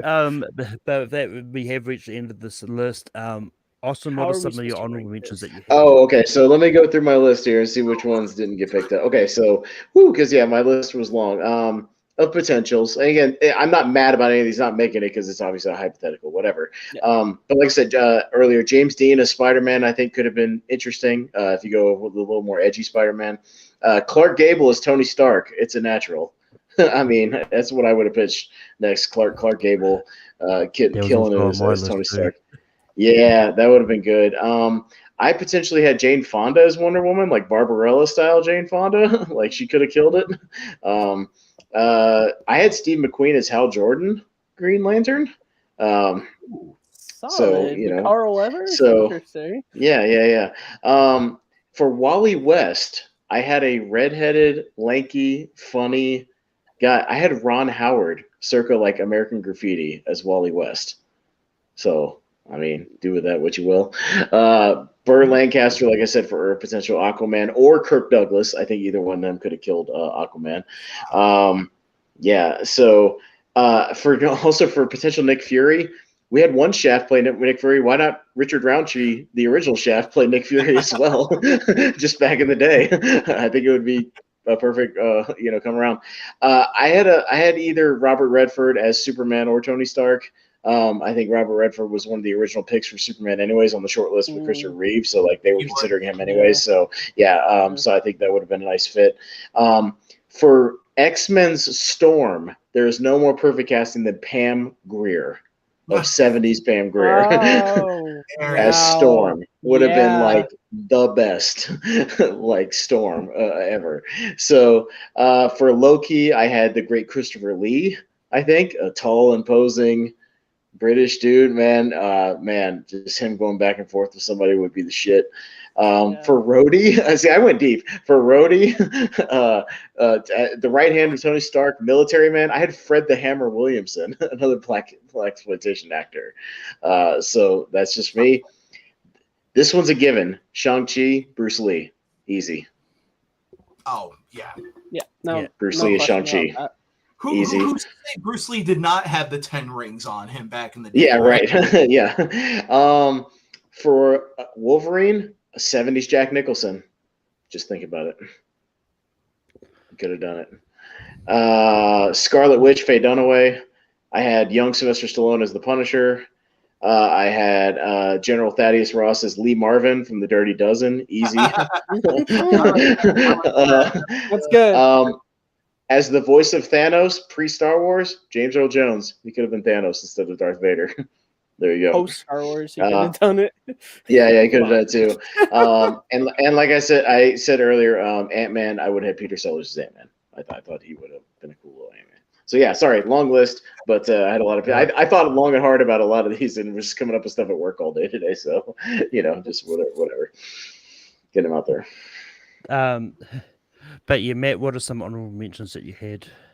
So I was between two people for Iron Man. I had Michael Douglas because I was thinking like Gordon Gekko as Iron Man, and then Sean Connery as well because I thought he, again, he's already playing with technology and everything. Then I actually had Clint Eastwood as Captain America. I think I said that already. It's sort of the Vietnam era.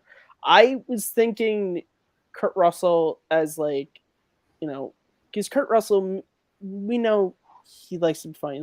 We've seen Overboard and everything. I was thinking Green Arrow. I was thinking, kind of making jokes, making quips, and he probably would have fun with all the different types of arrows. This would have been early in his career, but I was thinking Matt Dillon is like a really young Matt Murdock Daredevil, doing like the origin. I think in Outsiders, he shows he has that kind of gruff, kind of darkness that Matt Murdock needs, but also in that movie and other films, he also does show he has this heart underneath a lot of it, and I think he would have been great. I had Patrick Swayze as the Spirit, more of an older school superhero. I think Patrick Swayze throughout his career, he always had that sort of even though he wasn't from the era, he had that classic leading man to him, and that's why I just went to a more sort of golden age superhero. Along with that, I had Kevin Costner as the Shadow. I think I was thinking Untouchables, kind of Elliot Ness, but running around, who knows what evil heart, who knows what evil lurks in the hearts of men? Kevin Costner knows. And then my final pick was for my Batman, which was based off of, they considered him in '89. I went with Mel Gibson. I was thinking, Mad Max, Road Warrior era. He already showed he can play a character broken by the loss of family, so he kind of could just slip into that role. So yeah, those were my picks. We only had to blame Lethal Weapon 2 for one of the reasons. Yeah, that's why. But that's that may be my favorite action movie of all time. So and I love Michael Keaton, so it's it's a difficult thing because it's you lose one of those two. But Andres, what are some honorable mentions that you had? Oh, I'm going to speed around this. So Spencer Tracy is Captain America. But if you have Spencer Tracy's Captain America, you got to have Audrey Hepburn as Peggy Carter. My pick for Tony Stark was actually Robert Mitchum. I mean, because you look at him in Cape Fear, and I think he absolutely could have pulled it off. And then also, I mean, one of my more troll picks for the role of Thanos would have been James Brolin because what? Why not? Just his father to come in and do it. Vincent Price already showed up on this, but Vincent Price, for some reason, I pictured him as a Red Skull as well too. Like, I think he could have done that role as well. I also had this one was going to be one that I knew if I threw out there, it would have just never gotten picked. But this is one of my personal favorites. Madeline Kahn, yes, Blazing Saddles, Young Frankenstein. Yeah. Young Frankenstein, Madeline Kahn as Black Widow. I think that would have been no. I mean, no. here's the thing: she would have pulled off at least the look of it, and we don't necessarily know exactly if she could have played the more dramatic side of it. And the thing is, with a comedian, if they can play funny, they can certainly play dramatics. So that was like sort of like, you know what? Maybe sort of as an audition piece more than anything else, like a what if more than anything. But then my last couple of ones were Jimmy Stewart as Vision and Grace Kelly as Wanda. So Interesting. Yeah, for me, I'll go through some really quickly. I had Johnny Weissmuller as Thor. Like I just from his Tarzan alone, he had that look that I kind of. I had either Greta Garbo or Rita Hayworth as Black Widow myself. I think they would have been interesting. I actually put Grace Kelly as Captain Marvel, and I put Marilyn Monroe as Harley Quinn. And then, as probably a cheat pick, I put Frank Welker, the voice of Scooby-Doo, as Cosmo the dog for because I can picture that. Frank Welker can just do Groot. He can do Rocket Raccoon. He can just do any animal creature ever. And I trust him. Why not just get him? If there's an animal creature in the movie, it's most likely Frank Welker. Frank Welker. I only just found out recently Frank Welker was technically Spock because he played the screaming voices for Spock in one of the Star Trek movies. And what a weird thing to get brought into. Just like, hey Frank, we need you to dub the screaming Leonard Nimoy for this movie. Also, he's like to bring up also to bring up some that Brian Nusbaum put in the chat here. Some I actually had to fact check because I had to make sure, but he put Jackie Chan as Shang-Chi, Joe Pesci as Rocket Raccoon. I like that. With Burt Reynolds, Alan Rickman is Loki. Yeah. Hold on. Alan Rickman, I don't think worked before Alan before Rickman Die Hard. was in a TV movie of Romeo and Juliet in 1978. Oh, I was about to say, I thought he debuted in Die Hard, but okay. He did debut in Die Hard. But his film debut. But. Die Hard was his first feature-length film, but that was when I had double-checked just because I had that same thought. He was also doing plays mostly before anyway. Yeah. So. Leslie Nielsen as Tony Stark, which I think is interesting. I don't quite see it myself, and Christopher Lloyd as J. Jonah Jameson. The thing with Leslie Nielsen is you got to think he's pre-Airplane, so he's serious Leslie Nielsen. Yeah. He's not parody movie guy. It's an interesting choice. And Christopher Lee is J. Jonah Jameson. Peter Parker, you gotta give me pictures of Spider-Man. No, Christopher Lloyd. Christopher Lloyd. But anyway, Peter. I would have pissed off Telly Savalas as J. Jonah Jameson, like from like Twilight Zone. But anyway, now time to get to the ranking. So how this works is vote for what you want at 12 and that. If you've got a whiteboard, write down. We'll just say it. Either way it works. I'm not going to. But just to recap who we've got on this list, we've got Clint Eastwood as Batman, Claude Reigns as Loki, Kurt Russell as Spider-Man, Richard Dreyfuss as Bruce Banner, Carl Weathers as Jon Stewart, Green Lantern, Vincent Price as Doctor Strange, Sigourney Weaver as Wonder Woman, Gregory Peck as Superman, Paul Newman as Captain America, Burt Reynolds as Starlord, Yul Brynner as Lex Luthor, and Sidney Poitier as Black Panther. I'm going to put it out there. I've not seen any of those movies. But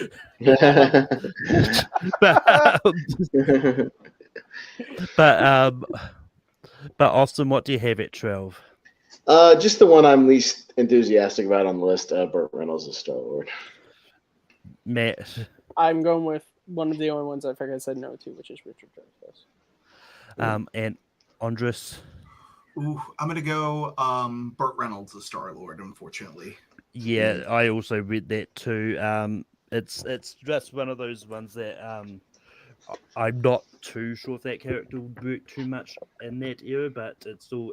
You guys still are really lucky Bert is, up there, because he probably was showing up to your houses and throwing some pies in your face for that. He'd be like, what? Think I can't play Star-Lord? Huh? I'll show you Star-Lord. I'll show you Star. I mean, he doesn't even know what Star-Lord if Burt is. Reynolds wants to come and throw pies in my face, I can put on my Facebook profile, famous for having pies thrown at the face by Burt Reynolds. That's your Twitter profile. Oh my god. I love it. That episode is so, oh my lord. That era Burt Reynolds. But Matt, what do you have at 11? Malcolm, you know me. You and I are very similar, Richard Dreyfuss. Andres, what do you have? At number 11, I have this is gonna be tough because I like all these, but Richard Dreyfuss' Bruce Banner. I really like it. I really, really like it, but like it's just a wavering in terms of likes for me. So I would have Richard Dreyfuss at number 11. Yeah, I also went Richard Dreyfuss. Austin. Oh shit! I'm just gonna go in the order. I think the ones I would want to see the most, up to 1 or whatever. So I just put Carl Weathers as Jon Stewart. Oh my god! Now I have to change my list. Oh no! I have to change my vote, and this is so hard because these are all so good. Yeah. Oh no. Yeah, a lot of these are really good. This is gonna be actually tougher than I thought. Yeah. Honestly, this is. I'm going with Austin's thought process. I'm just going by like. Which is that I don't like the top ones you want to see, like like for real, like footage of if it existed somewhere or whatever. Yeah. Honestly, the one about this, I can't wait to see what the poll does. It's going to be interesting to see how the poll votes. Mm-hmm. Andres, what do you have for 10? For number 10, I have Carl Weathers as Green Lantern, actually. Yeah, I mean, I was personally tossing up between two. I kind of settled for Clint Eastwood as Batman. Austin, what do you have? I'm going to go with Carl as well. Carl Weathers. Stick to it. And Matt? I got Claude Reigns, Loki. So, Carl Weathers as Green Lantern is going to be 10. All right.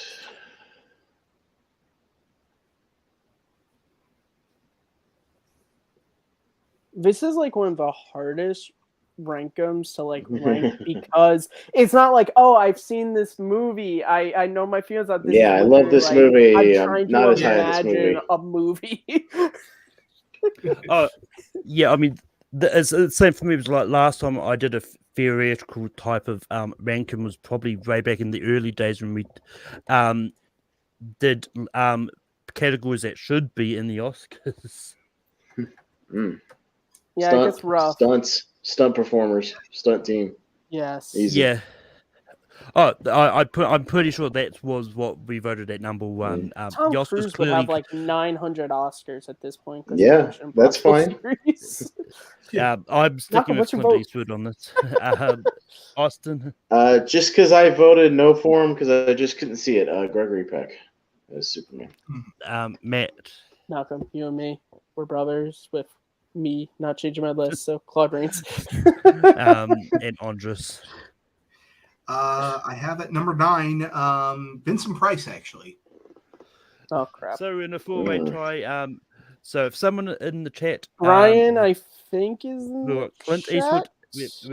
We've got, or Jennifer's still there. We've got either Clint Eastwood as Batman, Vincent Price as Doctor Strange, Gregory Peck as Superman, or Claude Reigns as Loki. I will get a real sort of set up on this just to I'm watching the chat, so yeah. Okay. But just in case, we just spin the wheel and see what happens. Yeah. Audience participation time or none? I don't know. I would like to think if I was an audience member, I would be making my own wheel right now just to vote. So anyone in the chat right now, we have Clint Eastwood's Batman, Claude Reigns as Loki, Doctor Strange, Vincent Price, Vincent Price, Doctor Strange, and Clint Eastwood as Batman. Or did we already say that? The wheel is Gregory Peck. I'm sorry, mine. Gregory Peck as Superman. That was the other one. Superman. Okay. Yeah. Hopefully, I've got this in the right area. We might as well just go with the wheel. No one's talking right now. Okay, that's fine. Yeah, it looks good. It's going to be Claude Reigns. All right, Claude Reigns. Okay. Oh, No disrespect to Claude, he's great. I mean, we're all talking about really great actors. But Claude Reigns would have to play a villain. Like he has to play a villain. Like not a hero. Yeah. He's got to be a villain. Yeah. I mean, when Claude Reigns was put up, the other one I was thinking of for him is Joker. I think he could be an interesting Joker. Especially with the laugh. Yeah. But Austin, what do you have for 8? I'll just stick with Peck. I forgot to write it down again, but I'll just stick with Peck. No, it's all right. Matt, what do you have for 8? I have Vincent Price. Andres. Vincent Price. Let's put that at 8. And I stuck with Clint Eastwood, but Vincent Price is going to be 8. You're gonna stick with Clint for a minute because he is the Dark Knight Returns. So yeah. Like me and Malcolm are very similar. We don't change our boards unless we have to. I'm not saying anyone is bad here. I'm just saying, looking at all these, there's definitely he's the one that out of the ones that are there, like I see more as those characters. So. No, that's a good reasoning, Malcolm. So we have Clint Eastwood's Batman, Kurt Russell's Spiderman, Sigourney Weaver, Gregory Peck, Paul Newman, Yul Brynner, and Sidney Poitier. Okay. Yeah. I'm checking them off on my list too as we go. Yeah.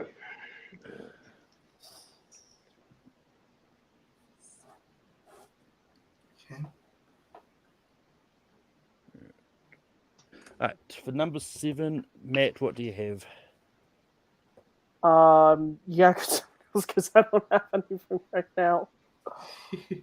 Oh man, I'll be a tiebreaker if we need it. Andres, what do you have for 7? Yul Brynner. I've got Clint Eastwood still. Austin. Kurt Russell. Matt.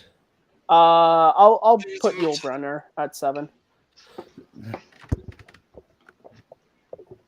He's gonna stalk you like Westworld now for doing that to him. Crap.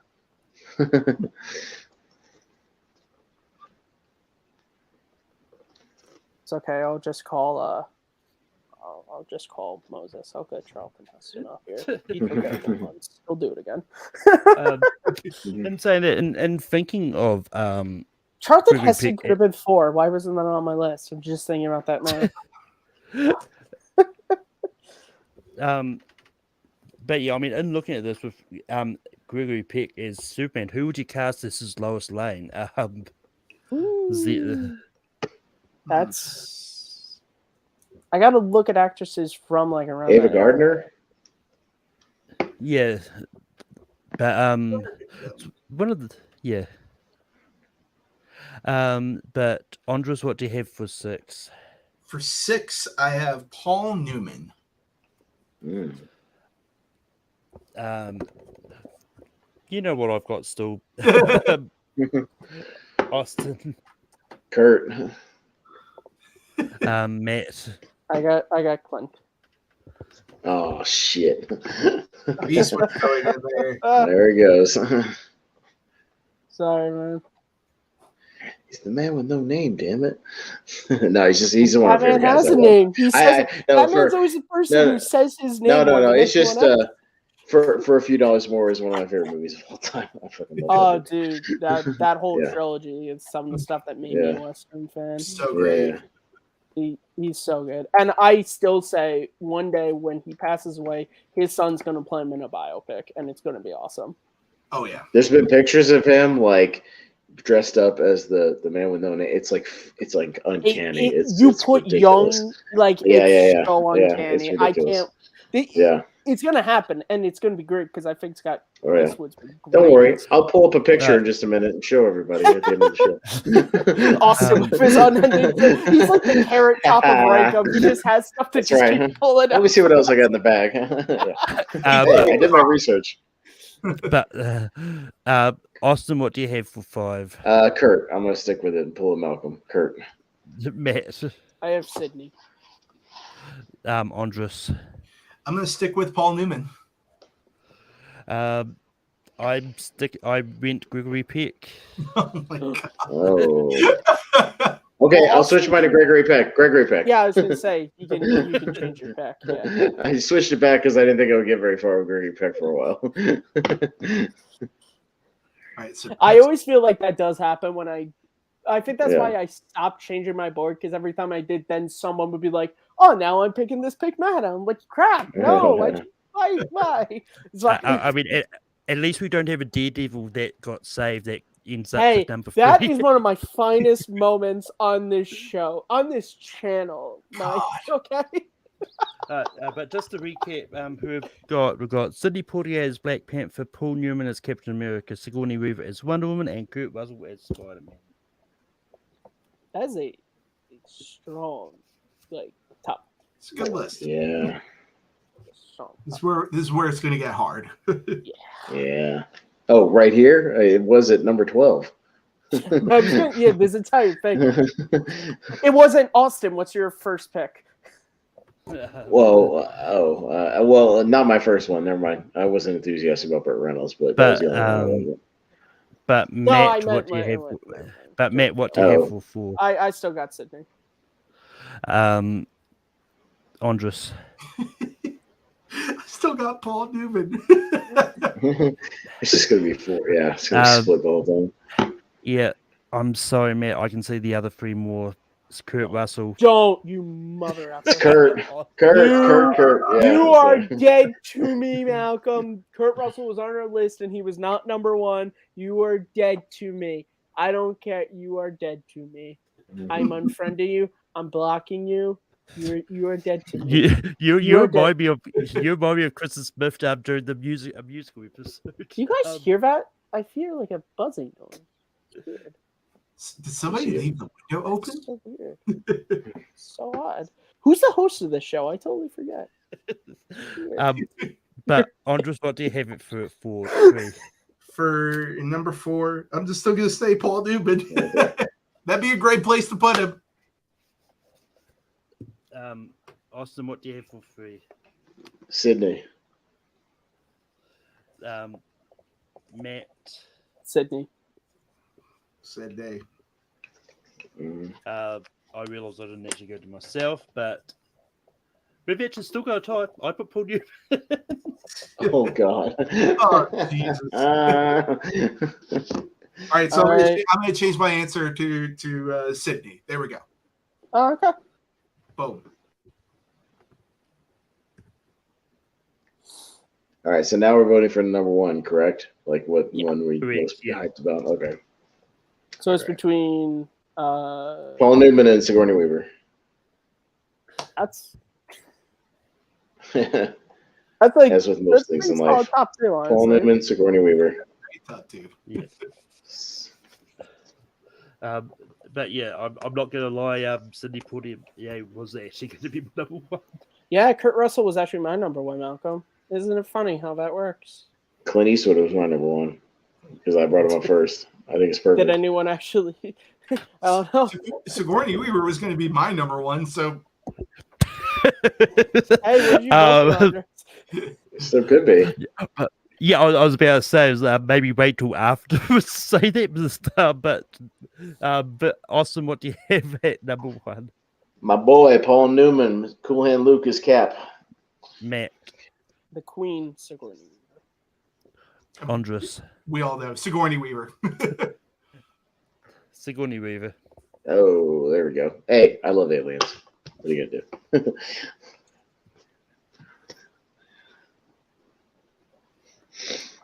Sure. Bring these names in here. So, can somebody get on a CGI program and like make a movie with all these people We'll as the get characters, We'll get mashing up and We'll get on. yeah, I've seen right. someone I Deep saw fakes. did someone did Mhm. they took Michael Keaton Batman, Linda Carter Wonder Woman, Christopher Reeve Superman, and John Wesley Made it Shipp like a Flash, Justice trailer. and did like a Justice Yeah. League trailer. Yeah. Someone Mhm. out there could.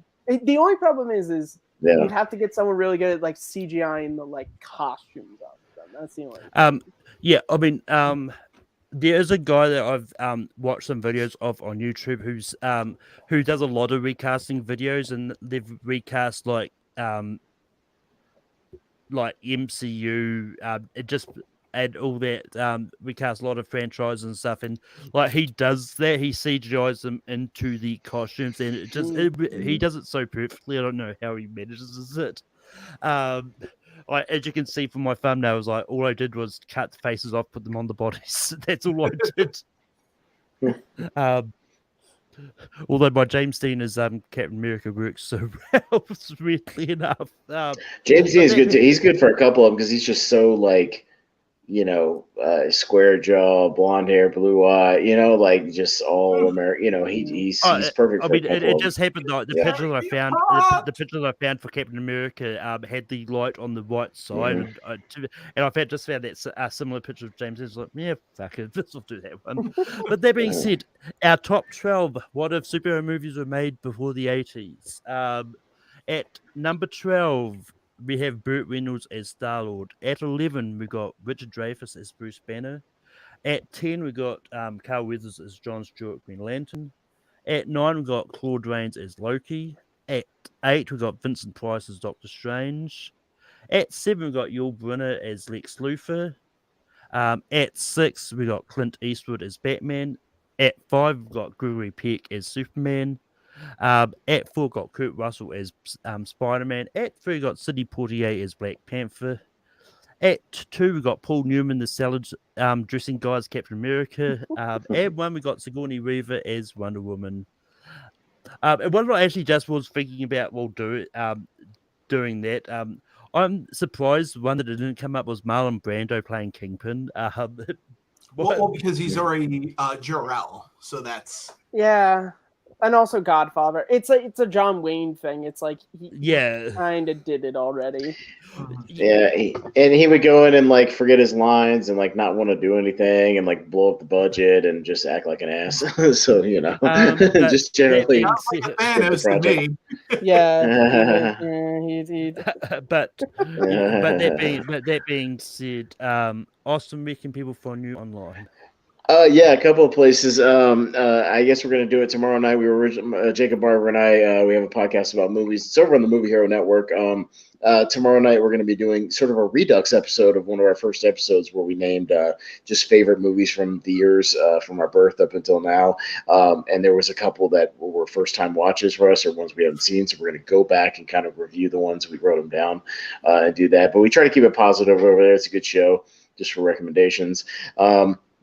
We've got tier ranker fights this week, action movies of the 2010s. We've got a tier ranker for best war movies coming up this week, and we've got Moose Haas from the Schmodown, his top 64. We're going to throw him in tournament fights, so that's going to be a lot of fun. He's going to have his family on, and myself and Henry Confidential over on the Henry Confidential's channel do Let's Rank stuff. We just rank whatever we want, any number we want. We're doing Stanley Kubrick this week, so it's a big one that we've been building up to, so all 11 Stanley Kubrick films, starting with The Killing, obviously, all the way through Eyes Wide Shut. So that's a big one. But yeah, Movie Hero Network is the main place where you can find most of our shows. Lonely March Wrestling Podcast, too, as well. So yeah. Matt, where can people find you online? You guys, as always, can find me at Kearns_Matthew on Twitter, MattMovies611 on YouTube, and right here as host of Second Look, An episode will be coming out at some point on Star Trek The Motion Picture, the Fandom Podcast, which is taking a pause right now simply just because I'm having trouble finding guests. And I am also the co-host of Simple Tricks and Nonsense with Gabe Flores. Episode went up last month on our... We attempted to talk about our favorite directors, but we lived up to the second half of our name. And a new episode will be coming soon, which was not my idea. It was entirely Abe's. We're doing a full breakdown of Armageddon. And it's... You don't want to miss a thing of that. And also coming this month, me and Manning Franks are starting our 6-month journey into James Bond, leading up to the 60th anniversary of Dr. No. We are going after a month, so we are starting with this month with the one, the only Sean Connery.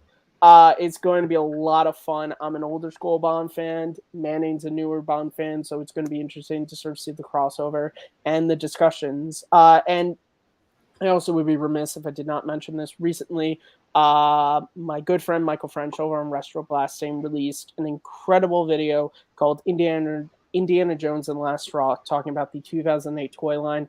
I was lucky enough to collaborate with him on it, and our other good friend Tony Roberts. Please go check it out, Michael. That video took him 7 months to put together. It's incredible. If you love Indiana Jones, go check it out. You'll get to hear me talk about a toy line from when I was a kid, one of the last toy lines ever collected before playing with toys wasn't cool. So yeah, and I'm always just around on everything on Take 3 as well. Andres, we can people find you online. You can find me on Twitter and Instagram as Galagos. You can also find me on twitch.tv as Galagos209. You can also find me on YouTube as Galagos. And also you can find me co-hosting a couple of retrospective shows called the All-Time Gaming Series and the All-Time Movie Series, which basically we go back and we review old school movies or old school video games and talk about why they are the best and why they are awesome. That's over on the High Voltage Media YouTube channel, and we're going to be putting out Indiana Jones and the Temple of Doom really soon. We're also going to be putting out a retrospective of the infamous 2003 Manhunt game from Rockstar, which is shaping up to be something pretty gory. So yeah, that's going to be great. But we also have a ton of really great stuff. We just dropped our American Gangster episode, the Denzel Washington American Gangster. So that's going to be great. And then also I'm on Film on Tap with my buddies Nancy Rodriguez and Tom Chattelbash, where we just sit around and talk about movies and review stuff every 2 weeks. And it's going to be great. And we're having a small contest for who can win a copy of Spider-Man No Way Home, which we are going to announce the winner tomorrow. And the only thing you just have to do is you have to go on Film on Tap's Twitter page, retweet it, and tag 3 people that you would join in a multiverse with. And there you go. Ben Affleck, Arnold Schwarzenegger, Kurt Russell. You don't have Twitter, though.